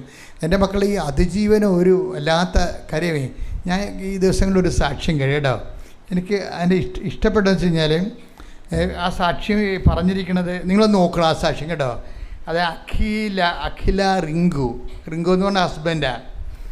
അഖിലെന്ന് പറയണത് വൈഫാണ്. കൊച്ചു പിള്ളേരാ. അപ്പോൾ അവർക്ക് എല്ലാവരും ഒരു 24-25 വയസ്സുണ്ടാവുമായിരിക്കും. അപ്പോൾ അഖില ഈ 25 വയസ്സുകാരൊക്കെ കാണിക്കുന്ന അഭ്യാസമുണ്ടല്ലോ, ഞെട്ടിപ്പിക്കുന്ന അഭ്യാസമാണ്. അതായത് എങ്ങനെയാണ് ഈ 25 വയസ്സുകാർ കർത്താവിൻ്റെ കൂടെ ജീവിക്കണം എന്നൊക്കെ നമ്മൾ ഓർത്താലേ എന്തുമാത്രം ഈ കാലഘട്ടങ്ങളിൽ കർത്താവ് നൽകിയിട്ടുള്ള പുതിയ സംവിധാനങ്ങളും സാഹചര്യങ്ങളും ഉപയോഗിച്ചുകൊണ്ട് ഇവർ കൃപയിൽ ഇങ്ങനെ വളരണമെന്ന് നമ്മൾ ഓർത്ത് ഞെട്ടിപ്പോകും. ഈ അഖിലയുടെ പ്രശ്നം എന്താണെന്നറിയാമോ? അഖിലയ്ക്ക് ഒരു രോഗമുണ്ട്. അതായത് അഖില റിങ്കുവിനെ കല്യാണം കഴിച്ചു. റിങ്കുവും അഖിലയും തമ്മിൽ ജീവിക്കുകയാണ്. അപ്പോൾ അവൾ പ്രഗ്നൻ്റായി കഴിഞ്ഞപ്പോൾ പിന്നീട് ഡോക്ടർ ഈ കുഞ്ഞിനൊക്കെ എന്തൊക്കെ സ്കാൻ ചെയ്തപ്പോഴൊക്കെ എന്തോ കുഴപ്പമായി. അപ്പോൾ ഡോക്ടർ പറയും ഇതിനെ ഈ പ്രഗ്നൻസി മുന്നോട്ട് കൊണ്ടുപോകേണ്ട കാര്യമില്ല, എന്തോ കുഴപ്പമുണ്ട്, എന്താണെന്ന് മനസ്സിലാവണില്ല, ചിലപ്പോൾ കയ്യോ കാലൊക്കെ ഒന്നും ഉണ്ടാകത്തില്ലെന്ന് പറയും. കൊച്ചിൻ്റെ എന്താ കുഴപ്പമെന്ന് അറിയാൻ പാടില്ല. അപ്പോൾ അതുകൊണ്ട് നമുക്കിത് ടെർമിനേറ്റ് ചെയ്യാമെന്ന് ഡോക്ടർ പറയും. അപ്പോൾ ഈ അഖില പറയും ഇത് ടെർമിനേറ്റ് ചെയ്യണം. അവിടെ ഈശോയുമായിട്ട് കുറച്ച് ആഴമായ ബന്ധമുണ്ട്. അപ്പോൾ ഈശോയോട് പറയും, ഈശോയെ ഇത് ടെർമിനേറ്റ് ചെയ്യണമെങ്കിൽ എനിക്ക് താല്പര്യമില്ല, കൊച്ചിനെ കൊല്ലാൻ താല്പര്യമില്ല എനിക്ക്. കൊച്ചിന് അംഗവിഹീനമാണെങ്കിൽ കുഴപ്പമില്ല, ഞാനത് വളർത്തിക്കൊള്ളാം, എന്നെ നീ ഒന്ന് സഹായിച്ചാൽ മതി. അപ്പോൾ ഡോക്ടറുമായിട്ട് ഇവൾ കണക്ഷൻ വിട്ട് എന്താ പിന്നീട് ആ ടേബിളിൽ ഈ വിഷയം പരാജയപ്പെടുന്ന കാരണം. അപ്പോൾ എല്ലാവരും അവളോട് പറയുന്നുണ്ട്, എടി ഇത് ടെർമിനേറ്റ് ചെയ്യലാരും ജീവിതകാലം മുഴുവൻ നീ ഇപ്പോൾ ചെറുപ്പത്തിൻ്റെ ഒരു ഇതുകൊണ്ട് പറയണതാണ് വളർത്തിക്കൊള്ളാമെന്ന്. ഇതൊക്കെ നമ്മുടെ കൂടെ ഉള്ളവരൊക്കെ ചത്ത് കഴിയുമ്പോൾ ഈ കൊച്ചു നിനക്ക് ബാധ്യതയാകും. അപ്പോൾ ഇവളെ ഇങ്ങനെ പറഞ്ഞ് ഇവളെ ഭ്രാന്ത് പിടിപ്പിക്കുകയാണ്. അവളിങ്ങനെ വയറൊക്കെ വീർത്ത് ഇങ്ങനെ സങ്കടപ്പെട്ട് നടക്കുകയാണ്. അപ്പോൾ ഇവൾ ഈശോയുമായിട്ട് മാത്രമാണ് കമ്മ്യൂണിക്കേഷനുള്ളത്. വെച്ചാൽ ഈ ആൾക്കാരെല്ലാം പറയുന്നത് കൊച്ചിനെ കളയാനാണ്, കേൾക്കുന്നവരെല്ലാം പറഞ്ഞാൽ കൊച്ചിനെ കളയുന്നതാണ് പറയണത്. അപ്പോൾ അങ്ങനെ പറയുമ്പോൾ ഇവക്കത് കളയാൻ താല്പര്യമില്ല. അവൾ ഈശോന് പറയും, ഈശോ എങ്ങനെയാണ് ഞാൻ ഇത് പ്രസവിക്കട്ടെ, എന്ത് അംഗവിഹീല്യമാണ്, കണ്ണു കാണാൻ പാടില്ല, ഞാൻ വളർത്തിക്കൊള്ളാം എന്ന് പറയും. അപ്പോൾ ഇത് കേട്ടപ്പോൾ നീ പൊട്ടിയാണ്, നീ കൊച്ചാണ്, നിനക്കറിയത്തില്ല, നീ കുഞ്ഞായതുകൊണ്ട് ഇങ്ങനെയൊക്കെ ചിന്തിക്കുന്നതാണ്, ഇതൊന്നും അല്ല ജീവിതം കാണാത്തവരൊക്കെ ജീവിതം കണ്ടു കഴിയുമ്പോൾ അത് മനസ്സിലാക്കുക എന്നൊക്കെ പറഞ്ഞുകൊണ്ട് ആൾക്കാർ ഇങ്ങനെ ആൻറ്റി ആയിട്ട് എതിർകിട പറയുന്നുണ്ടെങ്കിൽ ഇവിടെ ടെർമിനേറ്റ് ചെയ്യാൻ തയ്യാറല്ല. അവസാനം കാര്യം ഇവൾ ഈശോയുടെ തന്നെ ഇങ്ങനെ പിടിച്ച് നിൽക്കുക. അപ്പോൾ അതിൻ്റെ ഇടയ്ക്ക് അത് അങ്ങനെ വന്നു കഴിഞ്ഞപ്പോൾ അവസാനം ഈശോ ഒരു തീരുമാനം എടുക്കില്ല. ഈശോയ്ക്ക് അറിയാം ഈ ഡോക്ടർ പറഞ്ഞത് ശരിയാണെന്നറിയാം. പക്ഷേ ഇവളാണെങ്കിൽ വിശ്വാസത്തിൽ നിന്ന് കടുകിട മാറത്തുമില്ല. അപ്പോൾ ഇവളെ സേവ് ചെയ്യണം. അപ്പോൾ എന്ത് ചെയ്ത് കൊച്ചിനെ ഒരു 8-ാം മാസമായപ്പോൾ കൊച്ചിനെ പ്രസവിച്ച് കഴിഞ്ഞപ്പോൾ കൊച്ച് ചത്ത് പ്രസവിച്ച്. അപ്പോൾ അതുകൊണ്ട് വലിയ ആശ്വാസമായി, അല്ലെങ്കിൽ അവൾ പണി മേടിച്ചേനും. അപ്പോൾ എല്ലാത്തിനും ഒരു സൊല്യൂഷൻ ദൈവത്തിൻ്റെ കയ്യിലുണ്ട്. അപ്പോൾ പക്ഷേ ഈ ടെസ്റ്റിൽ ഇവൾ 100 മാർക്ക് മേടിച്ച്. എന്താ കാര്യം? ഇത് ടെസ്റ്റാണെന്നല്ല, ഇതിൽ ഇവൾ 100 മാർക്ക് മേടിച്ച്. പല ആൾക്കാർ 0 തോക്കണതാണ്. എൻ്റെ മക്കളെ ഈ ദൈവത്തിൻ്റെ അടുത്ത് തോറ്റു കഴിഞ്ഞാണല്ലോ പിന്നെ ജയിക്കാൻ ഭയങ്കര പാടാണ്. അതിനാണ് ഈശോ ആദ്യമേ പ്രാർത്ഥന പഠിപ്പിച്ചപ്പോൾ പറഞ്ഞ് ഞങ്ങളെ പ്രലോഭനത്തിൽ അതാണ് പ്രശ്നം. ഇതുപോലെ ചെന്ന് വീണ പ്രലോഭനത്തിൽ വന്നു പോയാൽ 99% ആൾക്കാരും പരിക്കാവുക എന്നുള്ള കാര്യത്തിൽ സംശയമില്ല. ഇങ്ങനെ പരിക്കായി കഴിഞ്ഞാൽ പിന്നെ പരിക്ക് പരിഹരിക്കാതെ മുന്നോട്ട് പോകത്തില്ല. കാര്യം ദൈവമായിട്ടാണ് നമ്മൾ ഇടവെന്ന് ഓർക്കണം. ഏറ്റവും വലിയ റിസ്ക് എന്താണ്? ദൈവത്തെ കണ്ട് സംസാരിക്കാൻ പറ്റണില്ലെന്നാണ് ഏറ്റവും വലിയ റിസ്ക് ഇതിൻ്റെ അകത്ത്. ഈ കണ്ട് സംസാരിക്കാൻ പറ്റാത്ത കൊണ്ടാണ് വിശ്വാസത്തിന് ഇത്രയും വിലയുള്ളത്. മനസ്സിലായില്ലേ? ദൈവത്തെ കണ്ട് സംസാരിക്കാൻ പറ്റുമെന്നുണ്ടെങ്കിൽ വിശ്വാസത്തിന് വിലയില്ലല്ലോ. ഇപ്പോൾ വിശ്വാസം ഇത്രയും തീ പിടിച്ച വിലയായിരിക്കണതിൻ്റെ കാരണം ദൈവത്തെ നമുക്ക് കണ്ട് സംസാരിക്കാൻ പറ്റത്തില്ല. എന്നും പറഞ്ഞ് ദൈവത്തെ കാണാൻ പറ്റത്തില്ലെന്ന് ഞാൻ പറയത്തില്ല, ഉടമ്പടി എടുത്ത പകുതി മുക്കാലും ആൾക്കാർ പറയത്തില്ല. കാര്യം എന്താണ്? ഇവർ ഒരു തരത്തിലല്ല മറ്റൊരു തരത്തിൽ ദൈവത്തെ കാണുന്നുണ്ട്, അല്ലെങ്കിൽ അമ്മയെങ്കിലും കാണുന്നുണ്ട്. ഉടമ്പടി പോലെ ഇതുപോലെ അമ്മയെ, സഞ്ചാരി മാതാവിനെയും, മുല്ലപ്പൂ സുഗന്ധവും മഴവില്ലും ദർശനവും സ്വപ്നവും ഉണ്ടാക്കുന്ന ഒറ്റ പ്രാർത്ഥന ഈ 2000 വർഷമായിട്ട് സാധാരണ മനുഷ്യർക്ക് അനുഭവം ഉണ്ടായിട്ടില്ല. അത്രയ്ക്ക് സാധാരണ മനുഷ്യരുടെ അനുഭവങ്ങളുടെ കുത്തിപ്പാച്ചിലാണ് ഇപ്പോൾ നടക്കുന്നത്.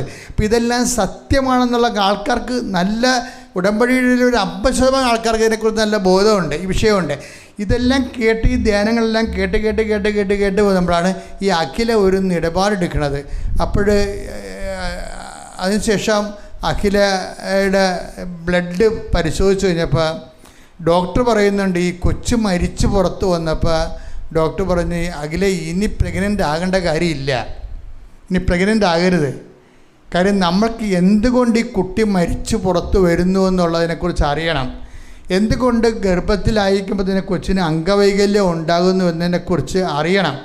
അപ്പം അതുകൊണ്ട് അതറിഞ്ഞ് അതിൻ്റെ കോസിന് നമ്മൾ, അതിൻ്റെ കാരണങ്ങൾ നമ്മൾ ചികിത്സിക്കാതെ ഇനി പ്രഗ്നൻസിയിലേക്ക് പോകരുതെന്ന് റിങ്കിനോടും പറഞ്ഞ് അഖിലോടും പറഞ്ഞ് അപ്പോൾ അങ്ങനെ വന്നപ്പോൾ അതിനുവേണ്ടി പിന്നെ പ്രാർത്ഥിച്ച് വന്നപ്പോൾ എന്നാ പറ്റുമെന്ന് വെച്ചാൽ ഡോക്ടർ അവസാനം ഇത് കണ്ടുപിടിച്ചു. അവിടെ ഈ കൊച്ചു മരിച്ചു കഴിഞ്ഞപ്പോൾ പിന്നെ ഇവിടെ ബ്ലഡിൻ്റെ പുറകെയായി ഡോക്ടർ. കാര്യം ബ്ലഡിൽ എന്താ ഉള്ളത്, കുട്ടി മരിക്കേണ്ട കാരണം എന്താണ്, കുട്ടിക്ക് ഗർഭത്തിൽ അംഗവൈകല്യം വരാൻ കാര്യം എന്താണ്, ഇനി കുട്ടികളുണ്ടായാലും ഇങ്ങനെ വരാൻ കാര്യം എന്താണ്.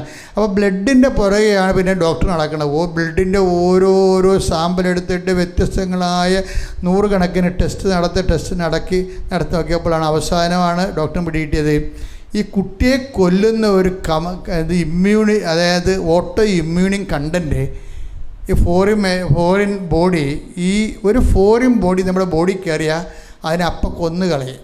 അങ്ങനെ ബോഡിയുടെ അകത്ത് തന്നെ ഒരു ആൻറ്റിബോഡി വർക്ക് ചെയ്തുകൊണ്ടിരിക്കുകയാണ് ഇതിൻ്റെ അകത്ത്. അത് ഒറ്റ നടക്ക് പോകത്തില്ല. ഓട്ടോ ഇമ്മ്യൂൺ ഡിവിഷൻ ഡോക്ടർമാർക്ക് അറിയാം, നേഴ്സുമാർക്ക് അറിയാം. അപ്പോൾ ഇതിനെ അവളെ വിളിച്ചത് എന്താ DVT എന്നും പറഞ്ഞൊരു രോഗമാണ്. അതായത് ഈ നമ്മുടെ ബോഡിയുടെ അകത്ത് തന്നെ ബോഡിക്കെതിരെ പ്രവർത്തിക്കുന്ന മറ്റൊരു ബോഡി വർക്ക് ചെയ്യുകയാണ്. അപ്പം അത് വന്നപ്പോൾ ഇനി കുട്ടികളുണ്ടാകത്തില്ല. കുട്ടിയെ കണ്ട ശത്രുവിനെ പോലെ ബോഡി കാണണം, ഇതിനെ കൊന്ന് പുറന്തള്ളും. ഇങ്ങനെ 5 അപ്പം അങ്ങനെ അതിൻ്റെ ഇടയ്ക്ക് ഈ അഖില ഇതുപോലെ കുട്ടി പ്രസവിച്ച് മരിക്കണം വേറെ ഒരു ചേച്ചീനെ കണ്ടേ. ആ ചേച്ചിയുടെ കുട്ടി 5 പ്രാവശ്യം പ്രസവിച്ചു. 7 കൊല്ലത്തിനുള്ളിൽ 5 പ്രാവശ്യം പ്രസവിച്ചു. 5 പ്രാവശ്യം പ്രസവിച്ചിട്ട് കൊച്ച് മരിച്ചു. അപ്പം 5 കൊച്ചൊക്കെ മരിച്ചു. അങ്ങനെ അതുകൊണ്ട് ഇവള് ഇടയ്ക്ക് അവളോടാ ചോദിക്കണം, കാര്യം സെയിം രോഗമാണ് 2 പേർക്കും. അപ്പം അവൾ പറയും, ഇത് നടക്കത്തില്ല, ഇതിന് മരുന്നില്ല എന്ന് പറയും. അപ്പം മരുന്നില്ല എന്ന് പറയുമ്പോൾ ഇത് ശരിയാണ്, ഇതിനൊക്കെ പല ഓട്ടോ ഇമ്മ്യൂൺ ഡിസീസിനും അറിയാം, അതിന് വൈദ്യശാസ്ത്രത്തിൽ മരുന്നില്ല ശരിക്കും പറഞ്ഞാൽ. അപ്പോൾ ഇങ്ങനെ ഒരു ഡൈക്കോട്ടമി ചെന്ന് അഖില ചെന്ന് ചാടുകയാണ്. ഇവർക്ക് 20 വയസ്സ് 25 വയസ്സ് 27 ഉള്ളെന്ന് ഓർക്കണം. പക്ഷേ എന്നാലും വിശ്വാസത്തിൽ ഇവർക്കൊരു 10-65 വയസ്സിൻ്റെ ഒരു ഇത് കാണിക്കേണ്ടി ഇവളെ വിശ്വാസത്തിൽ. അപ്പോൾ ഇവളെന്ത് വെച്ചാൽ അപ്പോഴാണ് ഇവൾ ഉടമ്പടിയെക്കുറിച്ച് അറിയണത്. അങ്ങനെ വന്ന് ഉടമ്പടി എടുക്കും.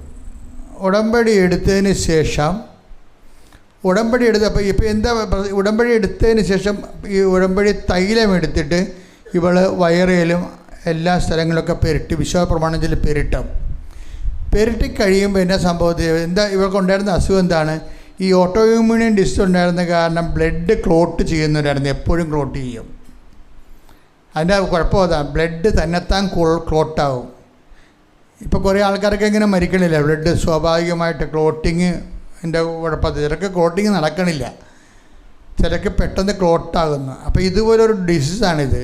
അപ്പോൾ ഇതിന് മരുന്നില്ല. കാലിൽ തന്നെ പല സ്ഥലങ്ങളിൽ ബ്ലഡ് ക്ലോട്ടായി കിടക്കുകയാണ്. അത് കാരണം ബ്ലഡ് ഓടുന്നകത്ത് കാരണം കാല് നീല നിറമായി, പിന്നെ കറുത്ത നിറമായി, പിന്നെ ഡോക്ടർ പറഞ്ഞു 2 കാലും മുറിക്കണമെന്ന് പറഞ്ഞു. ഇപ്പോൾ മനസ്സിലായില്ലേ? അപ്പോൾ എന്തുമാത്രം സീരിയസ് ആണ് വിഷയമെന്ന്. അവിടെ ഇവിടെ എല്ലാം കയറി മുട്ടുകയാണ്. കൊച്ചു ഉണ്ടായിക്കഴിഞ്ഞാൽ ഉടനെ ഊടിലെ ബ്ലഡ്, നമ്മുടെ പൊക്കിൾക്കൊടിയിലെ ബ്ലഡ് ക്ലോട്ടാകും, ആ കൊച്ചിനെ കൊന്നു കളയാൻ വേണ്ടി. ഊട് വഴിയാണല്ലോ കൊച്ചു ഭക്ഷണം എടുക്കണത്. അപ്പം അതുകൊണ്ട് അത് വലിയ ഇഷ്യൂ ആയി. പക്ഷേ ഇവളത് പെരുട്ടിക്കഴിഞ്ഞപ്പോൾ ഉടനെ ഇവളുടെ ക്ലോട്ടിങ് എല്ലാം മാറി. മരുന്ന് അതായത് ഈ കാര്യത്തിന് വേണ്ടി മരുന്ന് കഴിക്കേണ്ടെന്ന രീതിയിലായി. ആൾ പഴയതുപോലെ ഫ്രഷായി. അപ്പോൾ ഉടമ്പടി പെട്ടെന്ന് വർക്ക് ചെയ്ത് കാര്യം എന്താ പ്രശ്നം വെച്ചാൽ ഇവൾക്കൊരു മിനിമം വിശ്വാസം നേരത്തെ ഉണ്ടല്ലോ. അതാണ് ഈ ഉടമ്പടി പെട്ടെന്ന് ലൈറ്റ്നിങ്ങായിട്ട് വർക്കായത്. നിങ്ങളെപ്പോഴും ശ്രദ്ധിക്കേണ്ട വിഷയം എന്താ, ദൈവം ഈ വിശ്വാസം ഇതിൻ്റെ അകത്ത് വളരെ കാതലായൊരു വിഷയമാണ്. നിങ്ങൾ വിഷയമായിട്ടിരിക്കുന്ന വിശ്വാസത്തെ തട്ടി നോക്കിയിട്ട് വിഷയം ഇങ്ങനെ പത്തി വിടർത്തി നിൽക്കുമ്പോൾ നമ്മൾ പേടിച്ചിട്ട് വിശ്വാസം താഴ്ന്നു പോകുന്നതായിട്ടാണ് നമ്മൾ ആൾക്കാരിൽ കണ്ടിരിക്കുന്നത്. പക്ഷേ ഈ അഖിലയ്ക്ക് അങ്ങനെയല്ല. അഖില ഇതുപോലെയുള്ള അനുഭവങ്ങൾ കടന്നു പോകുമ്പോഴും വിശ്വാസം ശക്തിപ്പെട്ടുകൊണ്ടേയിരിക്കും. വിശ്വാസത്തിനൊരു വിഷയം, ഇതിൻ്റെ ഒരു ഗ്രാൻഡ് സ്കീമുണ്ട്.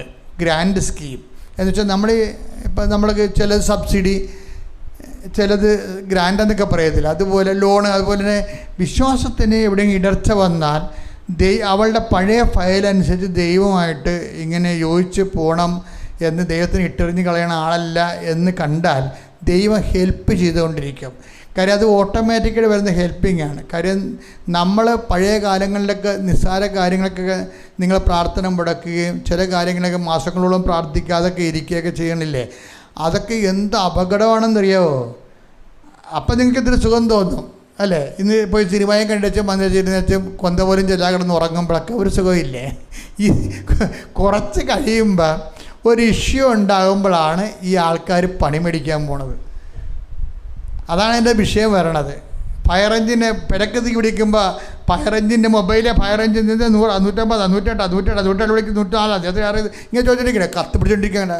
ഈ 108 മൊബൈൽ എടുത്തു വെക്കുമ്പോഴാണ് മൊബൈലിൽ അപ്പോൾ ചാർജും ഇല്ല, നെറ്റും ഇല്ല, തീർന്ന പരിപാടി. പിടക്കത്തി പിടിക്കുമ്പോഴേ മൊബൈൽ നമ്പർ പോലീസിനെ വിളിക്കാൻ, ഫയർ എഞ്ചിനെ വിളിക്കാൻ വേണ്ടി മൊബൈൽ എടുക്കുമ്പോൾ നെറ്റില്ലെങ്കിൽ ഉള്ള അവസ്ഥ എന്തായിരിക്കും? ഇതുപോലെ ഇരിക്കും നിങ്ങൾ ഇടക്കും തലക്കും ദൈവമായിട്ട് നിൽക്കാൻ നക്കാപ്പിച്ച കാര്യത്തിന് ഉടക്കി പ്രാർത്ഥനയും ജീവിത രീതിയൊക്കെ മുടക്കുമ്പോൾ ഉടമ്പടിയോടുകൂടി ഇതെല്ലാം റീസ്റ്റേറ്റ് ചെയ്യണം. പണ്ടേ ഇത് കലാപരിപാടിയായിട്ട് ആൾക്കാരുണ്ടാവും. ഇങ്ങനെ സ്ഥിരം എന്തെങ്കിലും കാര്യത്തിന് കുറച്ച് നാൾ ദൈവത്തോട് അടുത്ത് കുറേ ആൾക്കാർ, പിന്നെ കുറേ നാൾ പിശാചിനെ കൂടെ നടന്ന്, പിന്നെ ഒരു വിഷയം ഉണ്ടാകും ദൈവത്തോട് അടുത്ത്. ഇങ്ങനെ അങ്ങോട്ടും ഇങ്ങോട്ടും ആടിക്കളിക്കണ കൊച്ചുരാമന്മാരൊക്കെ എന്താ ചെയ്യേണ്ടതെന്ന് വെച്ച് കഴിഞ്ഞാൽ ഉടമ്പടിയോടുകൂടി അവർ കറക്റ്റ് ചെയ്യണം. ദൈവമായിട്ട് സത്യസന്ധമായി ജീവിക്കാനും കഴിഞ്ഞ കാലങ്ങളിൽ വന്നിട്ടുള്ള കാപട്യങ്ങളെ പരിഹാരം ചെയ്യാനും എല്ലാം പുതുതായിട്ട് തുടങ്ങിക്കൊണ്ട് ദൈവത്തെ നേരിട്ട് ദൈവമായിട്ട് കമ്മ്യൂണിക്കേറ്റ് ചെയ്യാൻ പറ്റിയ ഒരു കാലം നമ്മുടെ ജീവിതത്തിൽ ദൈവം ഉണ്ടാക്കി തന്നിരിക്കുകയാണ്. അതിനാണ് ഞാൻ നിങ്ങളോട് എപ്പോഴും പറയുന്നത്, മക്കളെ സാക്ഷ്യം കേൾക്കണേ. കാര്യം സാക്ഷ്യം എത്ര തവണ കേട്ടാലും നമുക്ക് ഉണ്ടാകുന്ന ഗുണം ദോഷം ഉണ്ടാകുന്ന ഗുണമേ ഉണ്ടാകത്തുള്ളൂ. എന്താ കാണിച്ചു കഴിഞ്ഞാൽ ഓരോ മനുഷ്യന്മാർ ദൈവത്തെ കണ്ടുപിടിച്ചതും ആ ദൈവത്തെ അവർ ഫോളോ ചെയ്തതും അവസാനം ദൈവം അവരെ ദുർഘടമായ കാലങ്ങളിൽ നിന്ന് കൈപിടിച്ച് ഉയർത്തിയതും എന്തെല്ലാം വലിയ ഐതിഹാസികമായിട്ടുള്ള ഓപ്പറേഷൻസാണ് സാക്ഷ്യത്തിലുള്ളത്. അപ്പം ഇവള് ഉടമ്പടി തൈലം അഖില ഒരിക്കലും വിചാരിച്ചില്ല ഉടമ്പടി തൈലം പെരട്ടുമ്പോൾ തന്നെ ഈ ഓട്ടോ ഇമ്മ്യൂൺ ഡിസീസ് പോകുമെന്ന്. പിന്നെ ഡോക്ടർ പറഞ്ഞ കാലം മുറിക്കണ്ട, ഇപ്പോൾ എല്ലാം ഓക്കെ ആയി, ക്ലോട്ടിങ് ഇല്ലെന്ന് പറഞ്ഞു. ഡോക്ടർ തന്നെ അറിയാൻ പറ്റില്ല, എന്താ സംഭവിച്ചെന്നറിയാൻ പാടില്ല. അതപ്പോൾ അമ്മ ഈ വിഷയം ഏറ്റെടുത്താൽ, ഞാൻ എപ്പോഴും നിങ്ങളോട് ശാസിക്കുന്നതിൻ്റെ കാരണം നിങ്ങളിതിനകത്ത് കാപട്യം കാണിക്കരുത്, ഡയബോളിസം കാണിക്കരുത്. ഇപ്പം എല്ലാ പിശാച് ബാധിതരെക്കുറിച്ച് പിശാച് ബാധിത ആൾക്കാർ വരുമ്പോൾ പറയാം അത് ഡയബോളിക്കാണെന്ന് പറയും. എന്നുവെച്ചാൽ ഒരു വ്യക്തി തന്നെ സ്പ്ലിറ്റ് പേഴ്സണാലിറ്റി ഉണ്ടാകും. സ്പ്ലിറ്റ് പേഴ്സണാലിറ്റി ദൈവതിരുസ്ഥനത്തിൽ ഇങ്ങനെ വലിയ പഞ്ചപ്പെട്ട് വലിയ വിനയമൊക്കെ നടിച്ച് വലിയ ഭക്തിയും പ്രാർത്ഥനയൊക്കെ ഉണ്ടാകും. അവരുടെ യഥാർത്ഥ ജീവിതത്തിൽ അവർ വേറെ ഒരു അവതാരമായിരിക്കും. അത് ഡയബോളിക്കുകൾ നമ്മുടെ ഈ ആൾക്കാരുടെ കൂട്ടത്തിൽ 60% ഈ വിശ്വാസികളുടെ കൂട്ടത്തിൽ 60% ഡയബോളിക്കലുണ്ട്, സ്പ്ലിറ്റ് പേഴ്സണാലിറ്റീസ് ഉണ്ട്. കാര്യം വെച്ചാൽ ദൈവത്തിരുസ്ഥനിധിയിൽ ഒരു തരത്തിൽ ഇങ്ങനെ പാഞ്ചാപ്പെട്ട് വലിയ കാര്യത്തിൽ കണ്ണിരൊക്കെ ഒഴുക്കി ആനകൂനെന്നൊക്കെ പറഞ്ഞ് പറഞ്ഞ് നിൽക്കും. പക്ഷെ അവിടെ യഥാർത്ഥ ജീവിതം വരുമ്പോൾ അവർ തനി കുണം കാണിക്കുകയും അപ്പോൾ ഇത് രണ്ടും ഒരു സ്വഭാവമായിരിക്കണം. അത് ഭയങ്കര വെല്ലുവിളിയാണ് ഉടമ്പടിയിലാണ്. നിങ്ങളെ യഥാർത്ഥ നിങ്ങൾ ആരാണെന്ന് നിങ്ങൾ കണ്ടെത്തണം. ആ യഥാർത്ഥ നിങ്ങൾ ഒരിക്കലും ഉടമ്പടി ചെയ്യാൻ പറ്റുന്ന ആളായിരിക്കത്തില്ല മിക്കവാറും. ഇതാണ് ഇതിൻ്റെ അത് റിസ്ക് എന്ന് പറയണത്. യഥാർത്ഥം നിങ്ങൾ ആരാണെന്ന് നിങ്ങൾ കണ്ടെത്തണം. സ്ഥല ഉടമ്പടി ഉണ്ടായപ്പോഴും ഉടമ്പടി ഉണ്ടായപ്പോഴും കച്ചവടം ചെയ്തപ്പോഴും മറ്റ് കല്യാണം നടത്തിയപ്പോഴും നിങ്ങൾ അവിടെയെല്ലാം ഉപയോഗിക്കുന്നത് ദൈവത്തിൻ്റെ മാനദണ്ഡങ്ങളല്ല. നിങ്ങളുടെ സൂത്രപ്പണികളും അടക്കുവിദ്യകളും ചതിപ്രയോഗങ്ങളൊക്കെയാണ് നിങ്ങൾ ഉപയോഗിക്കുന്നത്. അതാണ് യഥാർത്ഥം നിങ്ങളെന്ന് പറയണത്.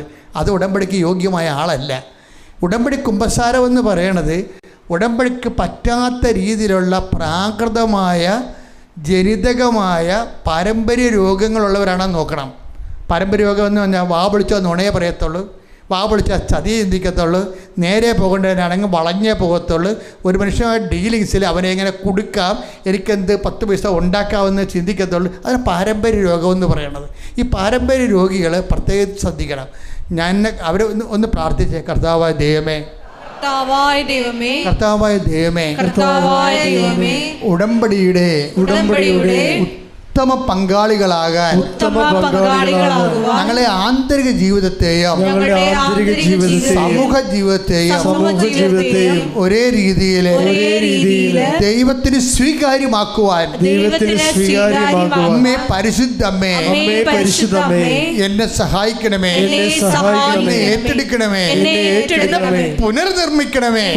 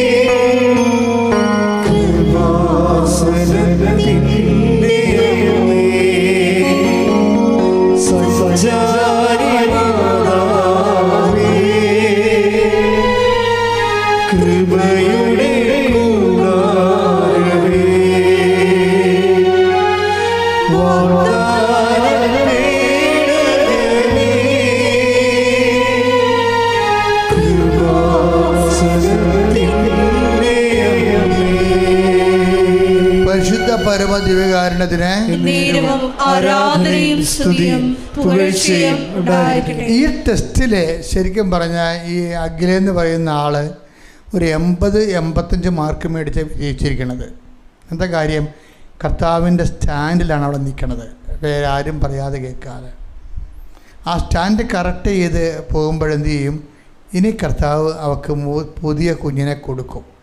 നിങ്ങളെപ്പോഴും ഓർത്തേക്കണം, ഒരിക്കൽ കട്ടായെന്നും പറഞ്ഞ് പ്രാർത്ഥന മുടക്കരുത്. ഒരിക്കൽ എമിഗ്രേഷൻ പോയി, ഒരിക്കൽ ജപ്തി നടപടിയിൽ വിചാരിച്ച പോയ കാര്യം നടന്നില്ല, പറമ്പ് വിറ്റില്ല, മകളെ കെട്ടിച്ചില്ല, വീട് വാങ്ങിക്കാൻ പറ്റിയില്ല. ഇങ്ങനെ ഒരു അടി എന്ന് പറയുമ്പോൾ തന്നെ ആ ഒറ്റ വിഷയം കൊണ്ട് എൻ്റെ മക്കൾ ഒരിക്കലും മനസ്സിടരുത്. മനസ്സിലായില്ലേ? അഖിൽ നിങ്ങൾക്ക് 10, 45, 50 വയസ്സ്, അഖിലേക്ക് 25 വയസ്സേ ഉള്ളൂ. ഇതൊക്കെ വിശ്വാസത്തിന് ഐതിഹാസിക രൂപങ്ങളാണ് ശരിക്കും. എനിക്ക് ഓർക്കണം, ഈ പുതിയ തലമുറയെക്കുറിച്ച് എനിക്ക് പലപ്പോഴും പണ്ടൊക്കെ എനിക്ക് ഭയങ്കര ഉത്കണ്ഠയായിരുന്നു. കാര്യം ഞാനൊക്കെ വളർന്നു വന്ന ഒരു ചുറ്റുപാടിൽ ദൈവത്തിൻ്റെ കൂടെ ജീവിച്ച ആളാണ് ഞാൻ. സെമിനാരി പഠിക്കുമ്പോഴും കളി കഴിഞ്ഞാൽ ആരും വന്നില്ലേലും കുടിക്കൊന്നും അരമണിക്കൂർ ഞാൻ കർത്താവിൻ്റെ അടുത്ത് വന്നിരിക്കും. ചുമ്മാ ഇരുന്ന് വേർപ്പടങ്ങുന്നവരെ എന്തെങ്കിലുമൊക്കെ സംസാരിച്ചിട്ട് ഞാൻ കർത്താവിൻ്റെ അടുത്ത് പോയിട്ട് കുളിക്കത്തുള്ളായിരുന്നു. അപ്പോൾ അങ്ങനെ ഓരോ സമയം രാത്രിയാണെങ്കിലും ഭക്ഷണം കഴിഞ്ഞ് രാത്രി ഉറക്കമുറി പോകണ മുമ്പ് കർത്താവിൻ്റെ അടുത്ത് 1 മണിക്കൂറൊക്കെ പോയി നിൽക്കും. അപ്പം ഞാൻ ഓർക്കും, ദൈവമേ എല്ലാവരും ഇതുപോലൊക്കെ ചെയ്തിരുന്നെങ്കിൽ. ഇപ്പം ഞാൻ നോക്കുമ്പോൾ എന്താ വെച്ചാൽ എല്ലാവരും ഇതുപോലെയല്ല ചെയ്യണത്, ഇതൊക്കെ മേലെയാണ് ആൾക്കാർ. അതാ എനിക്ക് ഭയങ്കര പ്രത്യാശയാണ്. ഈ ചെറുപ്പക്കാരൊക്കെ സത്യസന്ധമായ ജീവിതത്തെ കാണുമ്പോൾ അതിൽ വിശ്വാസത്തിൽ അവർ ജയിക്കണ കാണുമ്പോഴുണ്ടല്ലോ, ഈ പണ്ട് കുറേ പ്രായമായിട്ടാണ് ആൾക്കാർ ആത്മീയതയിലേക്ക് വരണത്. ഇപ്പം അങ്ങനെയില്ല. ഇപ്പം വിദ്യാഭ്യാസം ഉള്ളത് കാരണം വിശ്വാസത്തിലും വിദ്യാഭ്യാസമുണ്ട്. അത് കാരണം അവർക്കറിയാം വിദ്യാഭ്യാസം ചുമ്മാ പ്രാർത്ഥന ചെയ്യൽ ദൈവത്തെ പറ്റിക്കാനും എന്തെങ്കിലും വയറ്റിപ്പിഴപ്പ് മേടിച്ചെടുക്കാൻ വേണ്ടിയുള്ള മിനിമം പരിപാടിയല്ല. വിശ്വാസം ജീവിക്കാനുള്ളതാണ്, വിശ്വാസം സുവിശേഷ സാക്ഷ്യത്തിനുള്ളതാണെന്നൊക്കെ വിവരമുള്ളവർക്ക് ഇപ്പം അറിയാം. അതുകൊണ്ടാണ് നമ്മൾ ഈ 10-60 വയസ്സായിട്ട് ഒരു കുഞ്ഞിനെപ്പോലും വിശ്വാസം കൈമാറാൻ കഴിഞ്ഞില്ലല്ലോ. പിന്നെ നീ വിശ്വാസിയാണെന്നൊരു വല്ല കാര്യമുണ്ട്. ഇപ്പം നമ്മുടെ അപ്പന്മാരെ കുറിച്ച് എനിക്ക് ഭയങ്കര സങ്കടം വരും. അപ്പോൾ അവർ 10, 60, 65 വയസ്സൊക്കെ ഉണ്ട്. ഒരു മനുഷ്യനെപ്പോലും കർത്താവിലേക്ക് കൊണ്ടുവരാൻ കഴിഞ്ഞില്ല. ഒരു വ്യർത്ഥ ജീവിതം. ആ വ്യർത്ഥ ജീവിതം കുറച്ച് കഴിയുമ്പോൾ അവർ മരിച്ചും പോകും, തീർന്ന്. ആ ജന്മം പാഴായി. പക്ഷേ ഇങ്ങനെയല്ല ഇന്നെങ്ങനെ ഉടമ്പടി വരുന്നവർ ആയിരക്കണക്കിന് ആൾക്കാരെയാണ് വിശ്വാസത്തിലേക്ക് കൊണ്ടുവരണം. കൈയടിച്ച് ശ്രദ്ധിക്കട്ടെ. ഹല്ലേലൂയ, ഹല്ലേലൂയ, ഹല്ലേലൂയ, ഹല്ലേലൂയ, ഹല്ലേലൂയ. ആരാധന, ഹല്ലേലൂയ, ഹല്ലേലൂയ. കൈകൾ വീശിക്കൊണ്ട്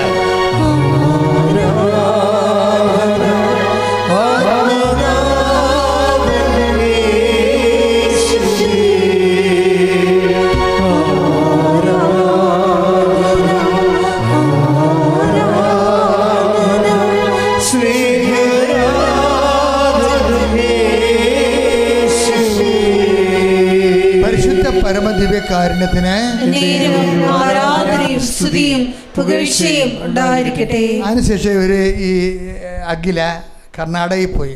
ഹസ്ബൻഡ് അവിടെ വർക്ക് ചെയ്യണത്. അപ്പോൾ അവൾ കർണാടകയിൽ ചെന്നപ്പോൾ എന്താ ചെയ്യണം വെച്ചാൽ ജോലി വേണം, ആളിന് ജോലി വേണം. അപ്പോൾ കർണാടകയിൽ ചെന്ന് അവരുടെ വീടിൻ്റെ അടുത്ത് ഒരു സ്കൂളുണ്ടായിരുന്നു. അപ്പോൾ സ്കൂളിൽ തൻ്റെ സിവിയും കൊണ്ട് ഒറ്റ പ്രാവശ്യമേ പോയുള്ളൂ.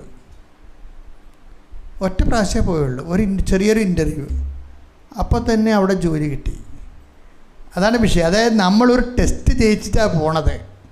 പിന്നെ ദൈവം അങ്ങ് നമ്മളെ വിശ്വസിക്കുകയാണ്. അതാണ് വിഷയം. നമ്മളിപ്പോൾ കർണാടക സ്കൂളിൽ തന്നെ എന്തുമാത്രം അപേക്ഷ കിടപ്പുണ്ട്. പക്ഷെ മാതാവിൻ്റെ ആൾ ചെല്ലുമ്പോൾ മക്കളൊരു മാറിക്കൊടുക്കും. അതാണ് വിഷയം. നോട്ട് ബൈ മെറിറ്റിലാണ് ഇത് വർക്ക് ചെയ്യണത്. നോട്ട് ബൈ മെറിറ്റിൽ വർക്ക് ചെയ്യാൻ പറ്റിയ ഒരാളാണെന്ന് ദൈവത്തിന് തോന്നിയാൽ മെറിറ്റിലെ ഇത് വർക്ക് ചെയ്യത്ത യോഗ്യതയിലേ വർക്ക് ചെയ്യത്തുള്ളൂ. ഇവരുടെ യോഗ്യത എന്താ? ഇവരെക്കാൾ സീനിയർ എന്തുമാത്രം ആപ്ലിക്കേഷൻ അവിടെ കിടപ്പുണ്ട്. വലിയ നല്ല സ്കൂളാണ്. ഇവൾക്ക് അവിടെ പഠിപ്പിക്കാൻ കിട്ടി. കാര്യം ഇതിൻ്റെ രസമുണ്ട്. ഇവൾക്ക് മാത്രമേ കർണാടക ഭാഷ അറിയാൻ പാടുള്ളൂ. അറിയത്തില്ല. ബാക്കി എല്ലാ ടീച്ചർമാർക്കും കർണാടക അറിയാം. ഇംഗ്ലീഷാണ് പഠിപ്പിക്കണത്. ഇംഗ്ലീഷ് പഠിപ്പിച്ചാലും ശരി, എന്താ ചെയ്യണം, കുഞ്ഞുങ്ങൾക്ക് കാര്യം മനസ്സിലാകണമെങ്കിൽ കർണാടക ഭാഷ പറഞ്ഞു കൊടുക്കണം. എന്നാലേ കുഞ്ഞുങ്ങൾക്ക് കാര്യം മനസ്സിലാകത്തുള്ളൂ. പക്ഷേ എന്നിട്ടും ഇവൾക്ക് ജോലി കിട്ടി.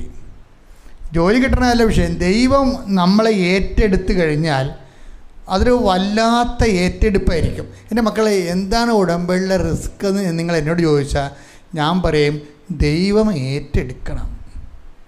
അതിന് വേണ്ടത് ദൈവം ഏറ്റെടുക്കാൻ പറ്റുന്ന ഒരാളായിട്ട് നീ ദൈവത്തിന് തോന്നണം. ഇപ്പോൾ ഇവളെ കണ്ട അവിടെ നിലപാട് കൊണ്ടാണ് കർണാടക സ്കൂളിൽ, ആ സ്കൂളിൽ ഏറ്റവും കൂടുതൽ ശമ്പളത്തിലാണ് അമ്മ അവളെ പോസ്റ്റ് ചെയ്തിരിക്കണത്. അതോർക്കണം. ഇന്നലെ വന്ന ആൾ ഒറ്റ ഇൻ്റർവ്യൂവിൽ ആ സ്കൂളിൽ ഏറ്റവും നല്ല ശമ്പളത്തിൽ പോസ്റ്റ് ചെയ്തിരിക്കുകയാണ്. ഇൻഡാസ് വരും, പക്ഷെ അമ്മ കൂടെ ഉണ്ടാവും. ഇൻഡാസ് എന്താ വന്നിരിക്കണതെന്ന് വെച്ചാൽ ആ സ്കൂളിൽ പിന്നീട് ജോലിക്കയറ്റം വേണമെന്നുണ്ടെങ്കിൽ PTA മുമ്പിലും പൊതുജനത്തിൻ്റെ മുമ്പിലും റിവ്യൂ ക്ലാസ് ഉണ്ട്. റിവ്യൂ ക്ലാസ് എടുത്ത് അവരെ നാട്ടുകാരെ കേൾപ്പിക്കണം. അവരുടെ മാതാപിതാക്കന്മാരെ. അങ്ങനെ നമ്മുടെ സ്കൂളുണ്ടെന്ന് അറിയത്തില്ല. നമ്മുടെ കുഞ്ഞുങ്ങളെ പഠിപ്പിക്കുന്നവർ നമ്മൾ കാശ് മുടക്കിയല്ലേ സ്കൂളിൽ പഠിപ്പിക്കണത്. അപ്പോൾ ആ മാതാപിതാക്കന്മാരെല്ലാം കൂടി വരും. എന്നിട്ട് ഒരു ക്യാമ്പയിനിൽ ഇരുന്നിട്ട് ഈ ടീച്ചർ, അവിടെ മക്കളെ പഠിപ്പിക്കുന്ന ടീച്ചർ അവർക്ക് ക്ലാസ് എടുക്കണം. എന്നിട്ട് മാതാപിതാക്കന്മാർ ഇവർക്ക് മാർക്കിടും. ആ മാർക്ക് കിട്ടിയാൽ മാത്രമേ ഇവർക്ക് കണ്ടിന്യൂ ചെയ്യാൻ പറ്റത്തുള്ളൂ. അപ്പോൾ ഞാനിവിടെ ദൈവമേ, കേരളത്തെക്കാൾ ഇപ്പോൾ കർണാടകയൊക്കെ വളർന്നെന്ന് തോന്നണേ. എനിക്ക് കാര്യങ്ങളെക്കൂടെ പോകേണ്ടില്ലേ. അപ്പോൾ റിവ്യൂ ക്ലാസ് വന്നപ്പോൾ അവൾ ഈശോയോട് പറഞ്ഞു, ഈശോയെ ഇവളുടെ ഒരു പ്രശ്നമുള്ളത് വെച്ച് കഴിഞ്ഞാൽ ഈ ക്ലാസ്സുകൾ ഉന്നതമായ മാർക്ക് കിട്ടാൻ വേണ്ടി ആ സ്കൂളിലുള്ള ഹെഡ് മാസ്റ്ററും സ്റ്റാഫും നിയമമുണ്ടായി, ഞായറാഴ്ച ക്ലാസ് എടുക്കണമെന്ന് പറഞ്ഞു. സ്പെഷ്യൽ ക്ലാസ് എടുക്കണമെന്ന് പറഞ്ഞു. ഞായറാഴ്ച സ്പെഷ്യൽ ക്ലാസ് എടുക്കണമെന്ന് പറഞ്ഞു. അപ്പോൾ അവരെല്ലാവരും എടുക്കുന്നുണ്ട്. അപ്പോൾ ഈ അഖില പറഞ്ഞു, സാർ എനിക്ക് പറ്റത്തില്ലെന്ന് പറഞ്ഞു. അവിടെയാണ് വിഷയം. അതാണ് വിഷയം. സാർ എനിക്ക് പറ്റത്തില്ല, ഞായറാഴ്ച ഞാൻ പ്രാർത്ഥിക്കുന്ന ദിവസമാണ്, അത് കർത്താവിൻ്റെ ദിവസമാണ്, ഞാൻ ക്ലാസ് എടുക്കാൻ പറ്റത്തില്ല. ഞാൻ വേണമെങ്കിൽ നൈറ്റ് എടുക്കാം, ശനിയാഴ്ച നൈറ്റ് വരെ എടുക്കാമെന്ന് പറഞ്ഞു. ഇവിടെ ക്ലാസ് ഈ പാരൻസ് നല്ലതാണെന്ന് പറഞ്ഞ് ഇതിനിടയ്ക്ക് റിവ്യൂ ക്ലാസ്സിൽ ഇവർക്ക് നല്ല മാർക്ക് കിട്ടി കഴിഞ്ഞപ്പോൾ ആ ഒരു പോയിൻ്റുള്ളത് കാരണം ഇവർ പറഞ്ഞു, എന്നാൽ നീ മാത്രം ഞായറാഴ്ച വരണ്ടെന്ന് പറഞ്ഞു. ഇത് ടെസ്റ്റാണേ. നമ്മൾ ഞായറാഴ്ച ക്ലാസ് എടുക്കുമോ എന്ന് കർത്താവ് നോക്കിയിരിക്കുകയാണ്. ഒരു ടെസ്റ്റ് കഴിയുമ്പോൾ അടുത്ത ടെസ്റ്റ് വരെ കണ്ട ഈ നമ്മളെ വ്യാജമായ അഭിനയമാണെങ്കിൽ ഇപ്പം ഞാൻ ക്ലാസ് എടുത്തോളാം സാറേ, എനിക്ക് ഞായറാഴ്ച അല്ല വലുത്, എൻ്റെ ജോലിയാണ് വലുതെന്ന് പറയും. എനിക്ക് അതാണ് വിഷയം. എല്ലാവരും അത് ഒരു ടെസ്റ്റിൽ അഭ്യാസം കൊണ്ട് ജയിച്ചാൽ അടുത്ത ടെസ്റ്റ് ആ ജയിച്ച് സത്യസന്ധമാണെന്ന് പറയാൻ വേണ്ടി കർത്താവ് അടുത്ത ടെസ്റ്റ് എഴുതും. എന്താ കാര്യം? ഞായറാഴ്ചയും കടമുള്ള ദിവസങ്ങളിലും എന്ന് പറഞ്ഞുകൊണ്ട് കർത്താവിൻ്റെ ദിവസം പരിശുദ്ധമായി ആചരിക്കണം. അത് കൽപ്പനയാണത്. അപ്പോൾ എനിക്ക് പിള്ളേർക്ക് ട്യൂഷൻ കൊടുക്കണം, പിള്ളേർക്ക് സെഷൻ ഫീസ് കൊടുക്കണം, ഞാൻ ജോലിക്ക് പോയില്ലേ ആര് പോകുമെന്നൊക്കെ പറഞ്ഞുകൊണ്ട് അണ്ണന്മാരെല്ലാം ഞായറാഴ്ച പണിക്ക് പോകുന്നുണ്ട്. ഒരു കുഴപ്പമില്ല, നിങ്ങൾ പോയിക്കോ. നിങ്ങൾ പിന്നീട് മസിൽ പിടിച്ച് ദൈവത്തിൻ്റെ ആളാണെന്ന് പറഞ്ഞ് നിങ്ങൾ വന്ന് ഉടമ്പടി എടുക്കരുത്. എൻ്റെ ആവശ്യമില്ലല്ല. നിങ്ങളുടെ വഴിക്ക് പോവുക. ആരും വിളിച്ചേക്കട്ടെ. ഞാൻ നിങ്ങൾക്ക് വക്കീൽ നോട്ടീസ് അയച്ചാ? ഞാൻ നിങ്ങൾക്ക് ആർക്കും വക്കീൽ നോട്ടീസ് അയച്ചില്ലല്ലോ. അപ്പോൾ എപ്പോഴും നമ്മൾ ശ്രദ്ധിക്കേണ്ട വിഷയം കർത്താവിൻ്റെ ദിവസമുണ്ട്. അതായത് ആ ദിവസത്തിൽ ഇവിടെ പറഞ്ഞു സാറേ അത് ഞാൻ വരത്തില്ല, ഞാൻ വേണമെങ്കിൽ ശനിയാഴ്ച രാത്രി വന്ന് സ്പെഷ്യൽ ക്ലാസ് എടുത്തോളാം, എനിക്ക് പ്രശ്നമില്ല. അപ്പോൾ ഇവിടെ കർത്താവിനോട് പറഞ്ഞ് ഈശോ ഞാൻ നിൻ്റെ കൂടെ നിൽക്കത്തുള്ളൂ, എന്ത് ജോലി എന്ന് പറഞ്ഞാലും ശരി എനിക്ക് നീയാണ്, നിൻ്റെ കർത്താവ് ദൈവം ഞാനാകുന്നു, ഞാനില്ലാതെ മറ്റൊരു ദൈവം നിനക്കുണ്ടാവരുത്. അതാണ് ആ ഒരു നിലനിൽക്കുകയാണ്. അപ്പോഴെന്നാ പറ്റുമെന്ന് വെച്ച് കഴിഞ്ഞാൽ ഇവിടുത്തെ പ്രശ്നം ഇനി വരാൻ പോണത് മറ്റ് ഞായറാഴ്ച ക്ലാസ് എടുത്ത ആൾക്കാർ ഇപ്പം നമ്മൾ കർത്താവിൻ്റെ കൂടെ നിന്നാൽ കർത്താവ് നമ്മുടെ കൂടെ നിൽക്കും. ഇവിടെ ഞായറാഴ്ച ഇവർക്ക് ലീവ് കൊടുത്ത് നീ ഞായറാഴ്ച വരണ്ടെന്ന് അവർ പറഞ്ഞു. കാരണം റിവ്യൂ ക്ലാസ്സിൽ നിനക്ക് വലിയ കുഴപ്പമില്ല, അതുകൊണ്ട് നീ വരണ്ടെന്ന് പറഞ്ഞു. ഇവളുടെ പ്രശ്നം എന്താ? ഈ സ്പെഷ്യൽ ക്ലാസ്സുള്ള കുഞ്ഞുങ്ങൾ, ഞായറാഴ്ച ക്ലാസ് എടുത്ത കുഞ്ഞുങ്ങൾ മറ്റ് ക്ലാസ്സുകളിലെല്ലാം നല്ല ശതമാനം മേടിക്കുകയും ഇവിടെ ക്ലാസ്സിലെ കുഞ്ഞുങ്ങൾക്ക് ശതമാനം കുറഞ്ഞു പോയാൽ ഇവിടെ പുറത്താവും, സംശയമില്ലല്ലോ. ഇവിടെ നമുക്കൊന്നും ചെയ്യാൻ പറ്റത്തില്ല. ഇവിടെ ആര് ചെയ്യണം? ഇവിടെ നമ്മൾ വിശ്വസിച്ച് ദൈവം തന്നെ ചെയ്യണം. ദൈവം ഒന്നൊന്നര ചെയ്ത് ഞായറാഴ്ച ക്ലാസ്സിൽ കഴിഞ്ഞ് ഇവളുടെ കുഞ്ഞുങ്ങൾ മാത്രം 100% ജയിച്ച്. അതായത് ഇത് വിശ്വാസ ജീവിതമാണെന്ന് എന്തുകൊണ്ട് ഇടയ്ക്കിടയ്ക്ക് ടെസ്റ്റ് വരണത്? ഇത് വിശ്വാസ ജീവിതമാണെന്ന് ദൈവം തന്നെ നമ്മളെ ബോധ്യപ്പെടുത്തുകയും വിശ്വാസത്തിന് വില കൊടുക്കാൻ ഉള്ളവർ മാത്രം നിന്നാൽ മതിയെന്ന് പറയും, അല്ലാത്തവർക്ക് പോകാമെന്നും പറയും. ഈശോ ഞാൻ അത്രയും പറയണില്ല, ഈശോ അങ്ങനെയാണ് പറയണത്. ഇത് വിശ്വാസ ജീവിതമാണ്. വിശ്വാസത്തിൻ്റെ ഡിമാൻഡ്സ് അനുസരിച്ച് ജീവിക്കാൻ പറ്റുന്നവർ മാത്രം നിലനിന്നാൽ മതിയെന്നാണ് ഞാൻ പറയത്തുള്ളൂ. പക്ഷേ ഈശോ അങ്ങനെ പറയണത് അല്ലാത്തവർക്ക് പോകാമെന്ന് പറയും. അതാണ് വിഷയം. കാര്യം ലൈഫ് മൊത്തം ഇൻവെസ്റ്റ് ചെയ്തിരിക്കുകയാണ് ഇതിൻ്റെ അകത്ത്. അത് കൂതറ വിശ്വാസികളെ പുള്ളി കണ്ടുകൂടാ, അതാണ് വിഷയം. അതായത് ഒരു കുറവ് ഇറച്ചി ആയിട്ട് തൂങ്ങി പിടഞ്ഞു തല്ലി മരിക്കുമ്പോൾ ഒന്നും ബാക്കി വെക്കാതെ നമുക്ക് വേണ്ടി ചിന്തിയവൻ അതുപോലൊരു കമ്മിറ്റ്മെൻറ്റ് നമ്മോട് കാണിക്കുന്നതല്ല. വയറ്റിപ്പഴപ്പിന് വേണ്ടി ഓരോരുത്തരും പറയുന്നതനുസരിച്ച് അങ്ങോട്ടും ഇങ്ങോട്ടും ചാഞ്ഞും ചെരിഞ്ഞുമൊക്കെ നിൽക്കുന്ന ആൾക്കാരെ ഐ ഡോണ്ട് വാണ്ട് അങ്ങനെ ഈശോ പറഞ്ഞിട്ടുണ്ട്. എനിക്ക് യോഗ്യമല്ലെന്ന്. എന്നെക്കളുപരി മാതാപിതാക്കന്മാരെയോ take the bed of God. മത്തായി 10:37 എന്നേക്കാൾ അധികം പിതാവിനെയോ മാതാവിനെയോ സ്നേഹിക്കുന്നവൻ എനിക്ക് യോഗ്യനല്ല. എന്നേക്കാൾ അധികം മാതാപിതാക്കന്മാരെ ബഹുമാനിക്കണമെന്ന് പറഞ്ഞ ആളാണ് ഇപ്പം പറയണത്. മാറി ഇൻവെസ്റ്റ്മെൻറ്റ് കൂടിപ്പോയി. നിൻ്റെ അപ്പനെയും അമ്മയേക്കാൾ കൂടി ഇൻവെസ്റ്റ്മെൻ്റ് ആയിപ്പോയി. ആ രക്തത്തോട് ഐക്യദാർഢ്യം പുലർത്തുന്നവനാണ് വിശ്വാസി എന്ന് പറയുന്നവൻ. കൈയടിച്ച് ശ്രദ്ധിക്കട്ടെ. ഹല്ലേലൂയ ഹല്ലേലൂയ ഹല്ലേലൂയ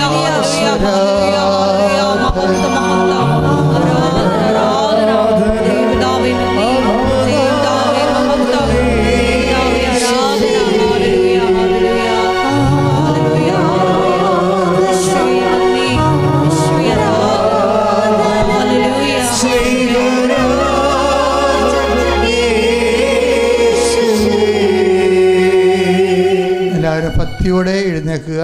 പരിശുദ്ധ പരമാദിവ്യ കാരുണ്യത്തിന് നേരവും ആരാധനയും സ്തുതിയും പുകഴ്ചയും ഉണ്ടായിരിക്കട്ടെ. പരിശുദ്ധ പരമ ദിവ്യ കാരുണ്യത്തിന് നേരവും ആരാധനയും സ്തുതിയും പുകഴ്ചയും ഉണ്ടായിരിക്കട്ടെ. പരിശുദ്ധ പരമ ദിവ്യ കാരുണ്യത്തിന് നേരവും ആരാധനയും സ്തുതിയും പുകഴ്ചയും ഉണ്ടായിരിക്കട്ടെ. നമുക്കെല്ലാവർക്കും കൃപാസനം പ്രത്യക്ഷീകരണ മധ്യസ്ഥ പ്രാർത്ഥന ഏറ്റുചൊല്ലി പ്രാർത്ഥിക്കാം. അമ്മേ പരിശുദ്ധ അമ്മേ, അമ്മേ പരിശുദ്ധ അമ്മേ, ദൈവമാതാവേ, ദൈവമാതാവേ, കൃപാസനത്തിലൂടെ ഞങ്ങൾക്കും ഞങ്ങളുടെ ദേശത്തിനും അമ്മ മധ്യസ്ഥം തേടി തന്ന എല്ലാ അനുഗ്രഹങ്ങൾക്കും കൃപകൾക്കും ഞങ്ങളിപ്പോൾ ഹൃദയം നിറഞ്ഞ നന്ദി പറയുന്നു.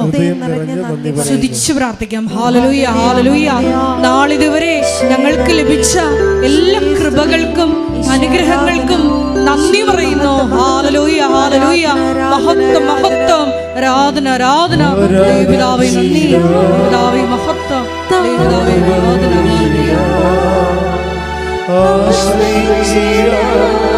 ദിവ്യകാരുണ്യത്തെ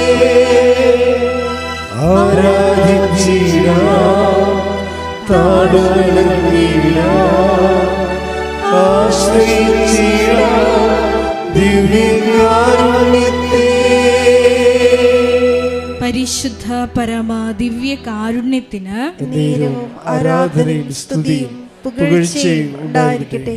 പരിശുദ്ധ പരമ ദിവ്യ കാരുണ്യത്തിന് നേരവും ആരാധനയും സ്തുതിയും പുകഴ്ചയും ഉണ്ടായിരിക്കട്ടെ. പരിശുദ്ധ പരമ ദിവ്യ കാരുണ്യത്തിന് നേരവും ആരാധനയും സ്തുതിയും പുകഴ്ചയും ഉണ്ടായിരിക്കട്ടെ. അമ്മേ പരിശുദ്ധ അമ്മേ, അമ്മേ പരിശുദ്ധ അമ്മേ, ദൈവമാതാവേ, ദൈവമാതാവേ, 2004 ഡിസംബർ 7-ാം തീയതി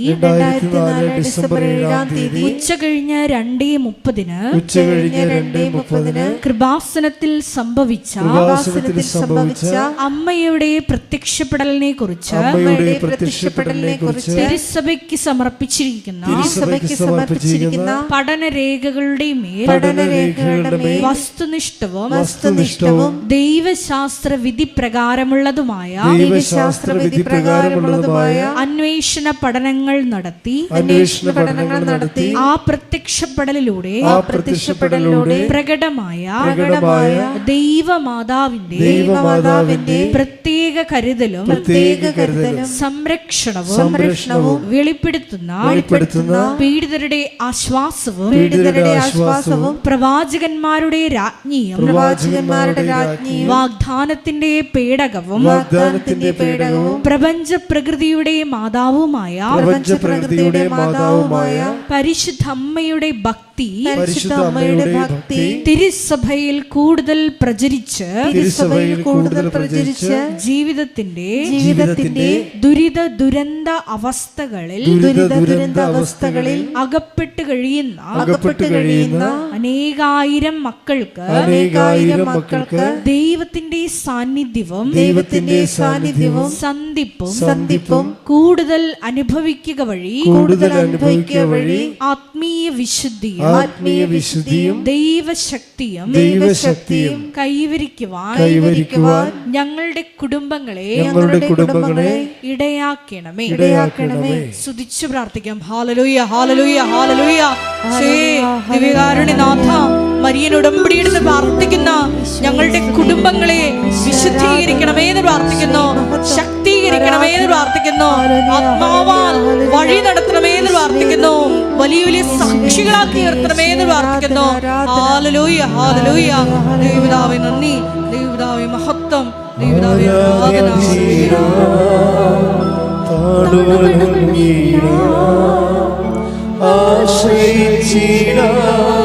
ദിവ്യകാരുണ്യത്തെ ആരാധിച്ചിടാം, താഴ്വണങ്ങിടാം, ആശ്രയിച്ചിടാം ദിവ്യകാരുണ്യത്തെ.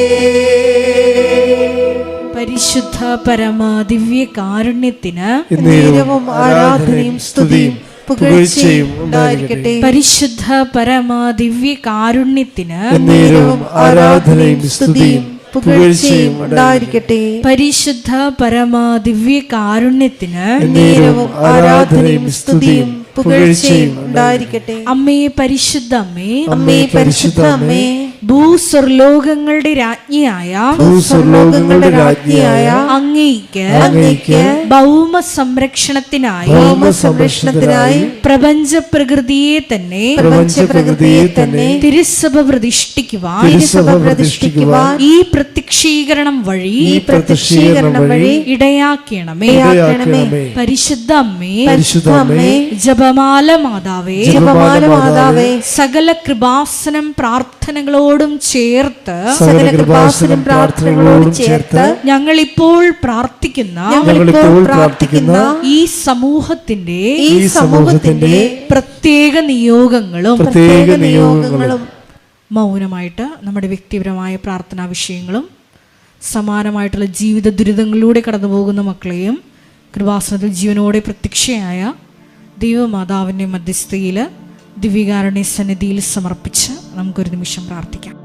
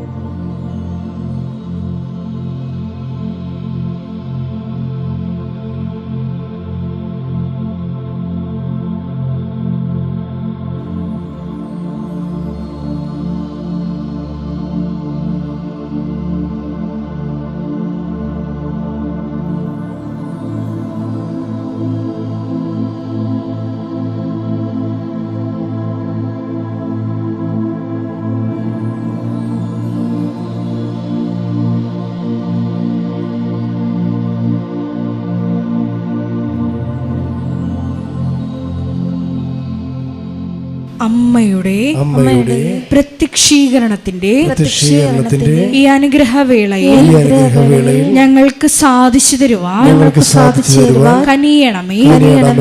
ആമേൻ. സ്തുതിച്ചു പ്രാർത്ഥിക്കാം. ഹല്ലേലൂയ, ഹല്ലേലൂയ, ഹല്ലേലൂയ, ഹല്ലേലൂയ.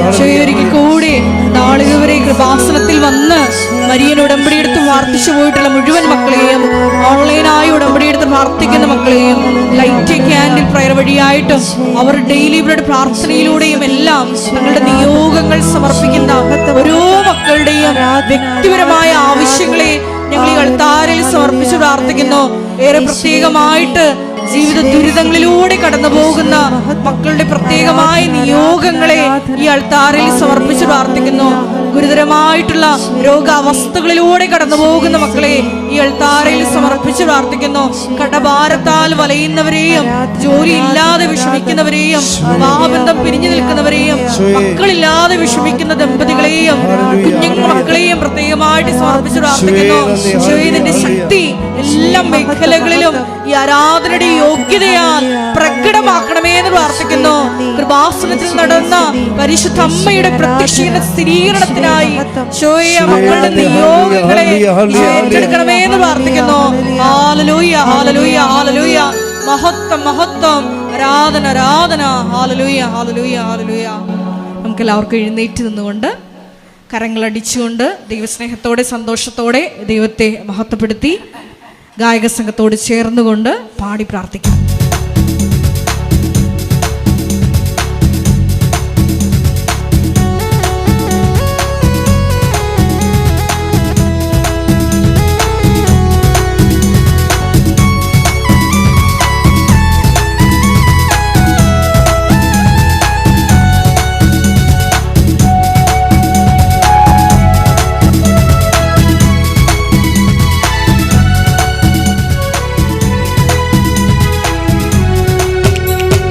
ഇത്രത്തോളം ജയം തന്ന ദൈവത്തിനു സ്തോത്രം, ഇതുവരെ കരുതി രക്ഷകനു സ്തോത്രം.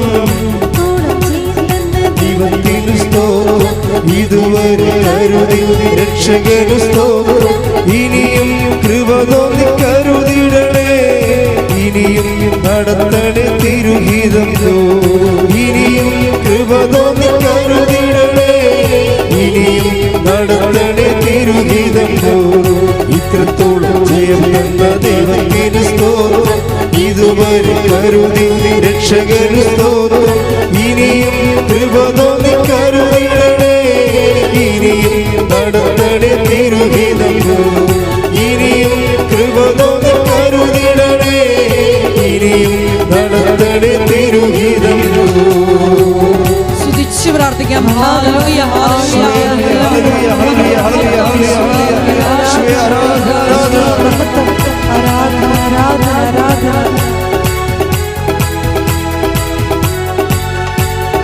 ഇന്നതല്ലതാ ദൈവം നമ്മെ നിർത്തിയതാ. നേടിയതല്ല ദൈവമെല്ലാം തന്നതല്ലേ. ഇന്നതല്ലതാ ദൈവം നമ്മെ നിർത്തിയതാ. നേടിയതല്ല ദൈവമെല്ലാം തന്നതല്ലേ. ഉച്ചത്തിൽ ചേർന്ന് പാടാം. ഇന്നതല്ലതാ ദൈവം നമ്മെ നേടിയതല്ല ദൈവമെല്ലാം തന്നതല്ലേ. നടത്തിയ വിധങ്ങളെ ഓർത്തിടുമ്പോൾ നന്ദിയോടെ നാദം സ്തുതി പാടിടാം. നടത്തിയ വിധങ്ങളെ ഓർത്തിടുമ്പോൾ നന്ദിയോടെ നാദം സ്തുതി. ഇത്രത്തോളം ജയം തന്ന ദൈവത്തിന് സ്തോത്രം. ഇതുവരെ കരുതി രക്ഷകന് സ്തോത്രം. ഇത്രത്തോളം ജയം തന്ന ദൈവത്തിന് സ്തോത്രം. ഇനിയും കൃപ തോന്നി കരുതിടണേ. ഇനിയും നടത്തണേ തിരുഹിതം. ഇനിയും കൃപ തോന്നി കരുതിടണേ. ഇനിയും നടത്തണേ തിരുഹിതം.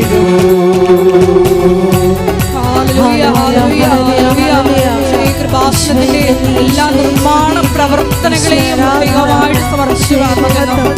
സമയബന്ധിതമായി എല്ലാം പൂർത്തീകരിക്കുവാനുള്ള വലിയ കൃപയ്ക്ക് വേണ്ടി പ്രാർത്ഥിക്കുന്നു. കൃപാസനത്തിന്റെ സാമൂഹിക, സാംസ്കാരിക, ആത്മീയ പ്രത്യേകമായിട്ട് സമർപ്പിച്ചു പ്രാർത്ഥിക്കുന്നു.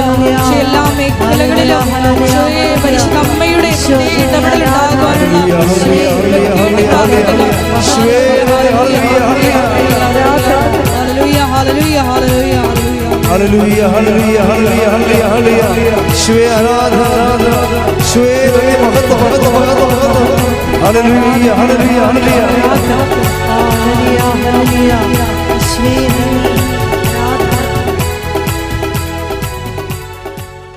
രോഗസൗഖ്യ പ്രാർത്ഥന ജീവിത ദുരിതങ്ങൾക്കും തടസ്സങ്ങൾക്കെതിരെയുള്ള ദൈവിക ശാസന ആരാധന.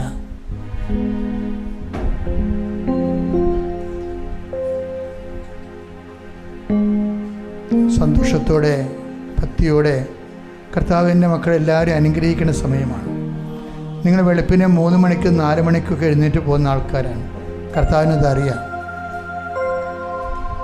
അമ്മ മാതാവ് ജീവനോടെ പ്രത്യക്ഷപ്പെട്ട ഈ ഇടത്തിലെ കർത്താവിൻ്റെ വചനങ്ങൾ കേൾക്കാനാണ് നിങ്ങൾ വന്നത്.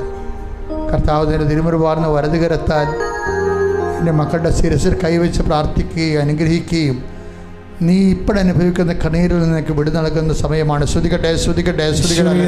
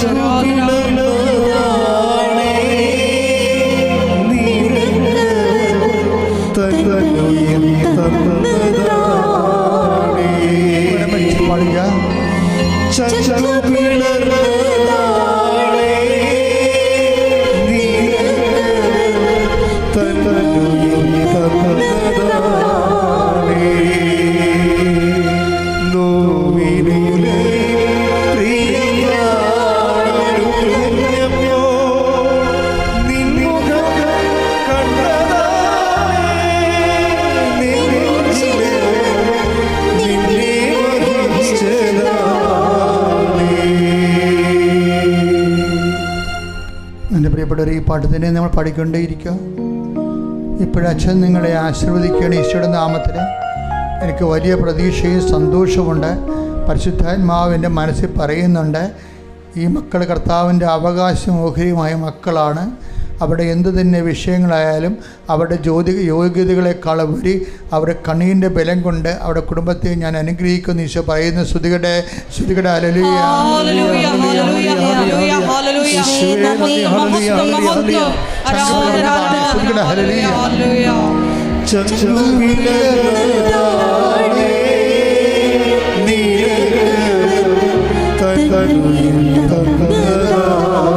ഒരുമിച്ച് പാടുക സ്വരത്തിലെ.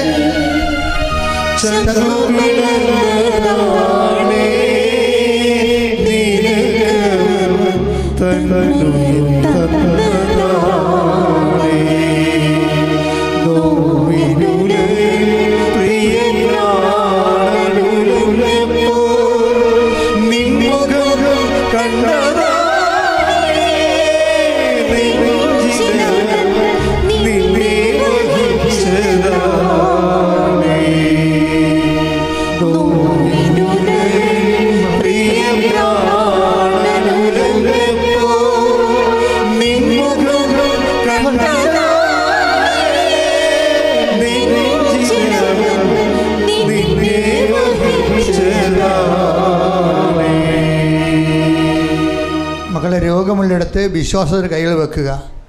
ഈ രോഗം നിങ്ങൾ ഇന്ന് കാണുന്ന ഈജിപ്തുകാരെ നാളെ നിങ്ങൾ കാണത്തില്ലെന്ന് പറഞ്ഞ വചനത്തിൽ അടിയുറച്ച് വിശ്വസിച്ചുകൊണ്ടാണ് നമ്മൾ രോഗങ്ങളുടെ മേൽ കർത്താവിൻ്റെ നാമത്തിൽ ദൈവിക ശാസന പ്രാർത്ഥന നടത്തുന്നത്. കർത്താവിൻ്റെ ഉന്നതമായ നാമത്തിന് സ്തോത്രം ചെയ്യുന്ന കർത്താവേ നിൻ്റെ വിശുദ്ധ പൗരോഹിത്യത്തെ മഹത്വപ്പെടുത്തണമേ കർത്താവേ സഭയിലുള്ള സാന്നിധ്യം പ്രകടമാക്കണമേ കർത്താവേ. അമ്മേ പരിശുദ്ധമേ ദേവമാതാവേ കൃപാസമർത്താറെ ജീവനോടെ പ്രത്യക്ഷപ്പെട്ട പരിശുദ്ധമ്മയുടെ പ്രത്യക്ഷയുടെ സ്ഥിരീകരണത്തിനായി 40 വർഷം ഞാൻ അർപ്പിച്ച കുർബാനയുടെ യോഗ്യതയാൽ യേശു ക്രിസ്തുവിന്റെ നാമത്തിൽ മാരക രോഗങ്ങൾ ഈ നിമിഷം മാറിപ്പോകട്ടെ. ശ്രദ്ധിക്കട്ടെ. സുഖപ്പെട്ടുകൊണ്ട് അങ്ങയുടെ നാമത്തെ ആരാധനയിലൂടെ മഹത്വപ്പെടുത്തണമേ.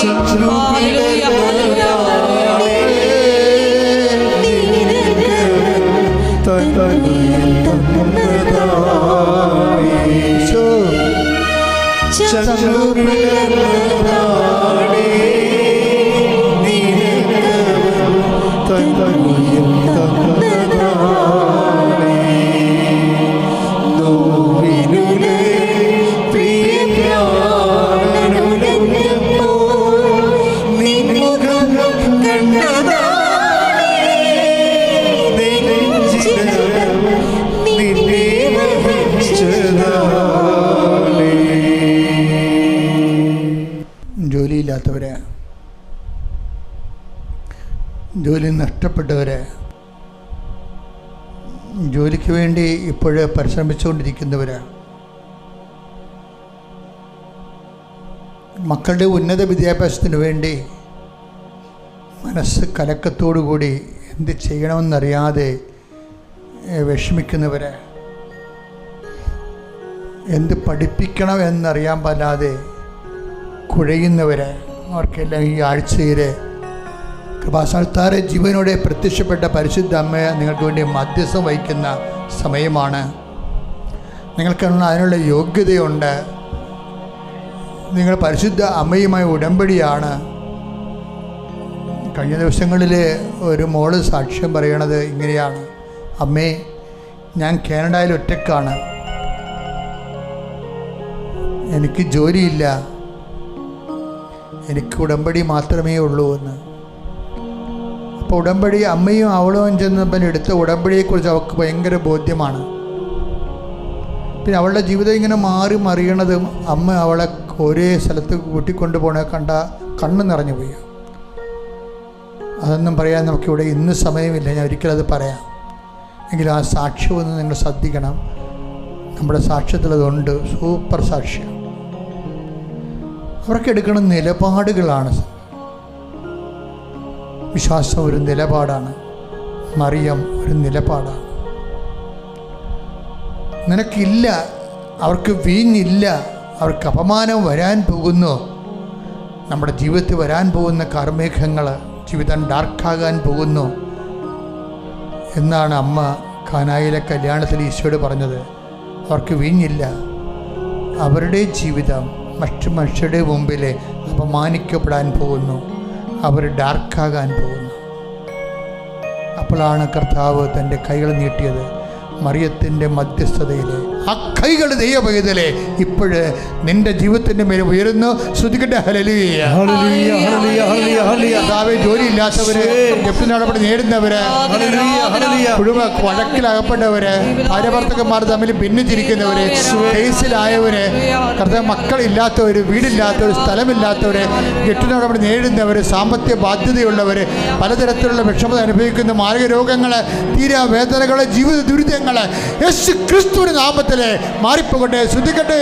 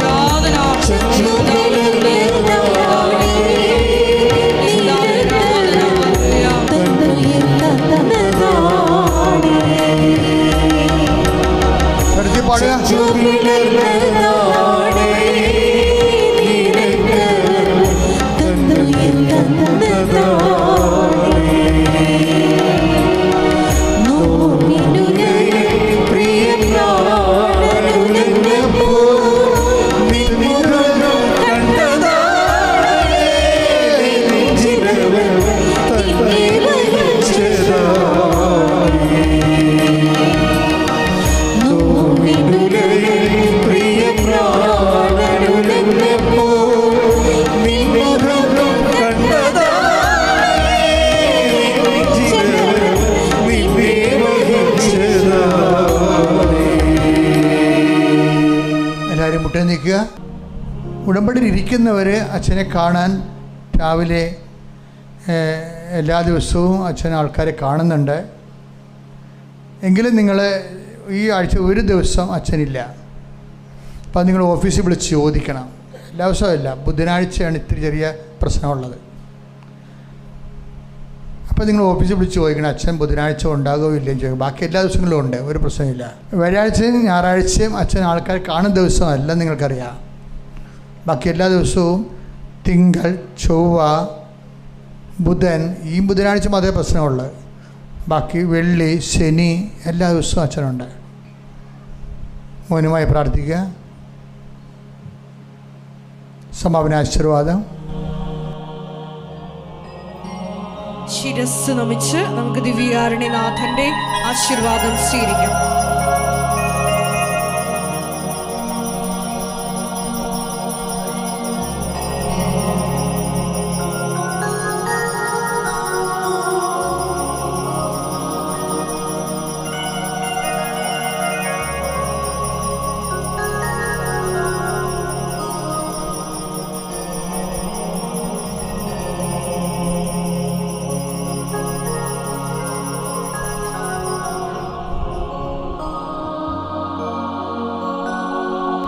പരിശുദ്ധ പരമമാ ദിവ്യകാരുണ്യമേ, ഇന്നും അങ്ങേക്ക് ആരാധന. പരിശുദ്ധ പരമമാ ദിവ്യകാരുണ്യമേ, ഇന്നും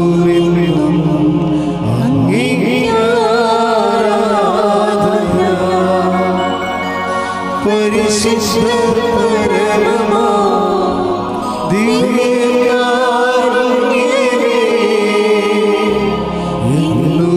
എന്നും അങ്ങേക്ക് ആരാധന. ആവേ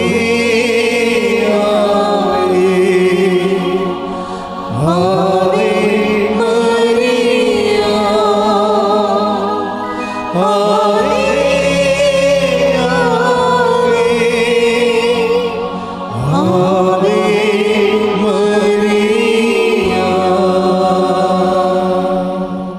അറിയിപ്പുകളാണ് ഈ സമയം നൽകുന്നത്. കൃപാസനത്തിൽ എല്ലാ ദിവസവും മരിയൻ ഉടമ്പടി എടുക്കാനും പുതുക്കാനുമുള്ള അവസരം ഉണ്ടായിരിക്കുന്നതാണ്. അതുപോലെ തന്നെ എല്ലാ ദിവസവും രാവിലെ 10:30 ഇംഗ്ലീഷ് മരിയൻ ഉടമ്പടി ക്ലാസ്സും, ഉച്ചകഴിഞ്ഞ് 1:30 ഹിന്ദി മരിയൻ ഉടമ്പടി ക്ലാസ്സും, രണ്ടാം ചൊവ്വാഴ്ചകളിൽ തമിഴ് മരിയൻ ഉടമ്പടി ക്ലാസ്സും രാവിലെ 10 മണിക്ക് ഉണ്ടായിരിക്കുന്നതാണ്. കൃപാസനത്തിൽ സമർപ്പണ ജീവിതം നയിക്കാൻ ആഗ്രഹിക്കുന്ന യുവതികൾ, +2 ഡിഗ്രി പാസ്സായ കുട്ടികൾ 82 81 29 75 11 എന്ന വാട്സപ്പ് നമ്പറിൽ ബന്ധപ്പെടുക. അതുമല്ലെങ്കിൽ apparitionmissionaries@gmail.com എന്ന ഇമെയിൽ അഡ്രസ്സിൽ കോൺടാക്റ്റ് ചെയ്യുക. കൃപാസനം പത്രം 23 ഭാഷകളിൽ ലഭ്യമാണ്.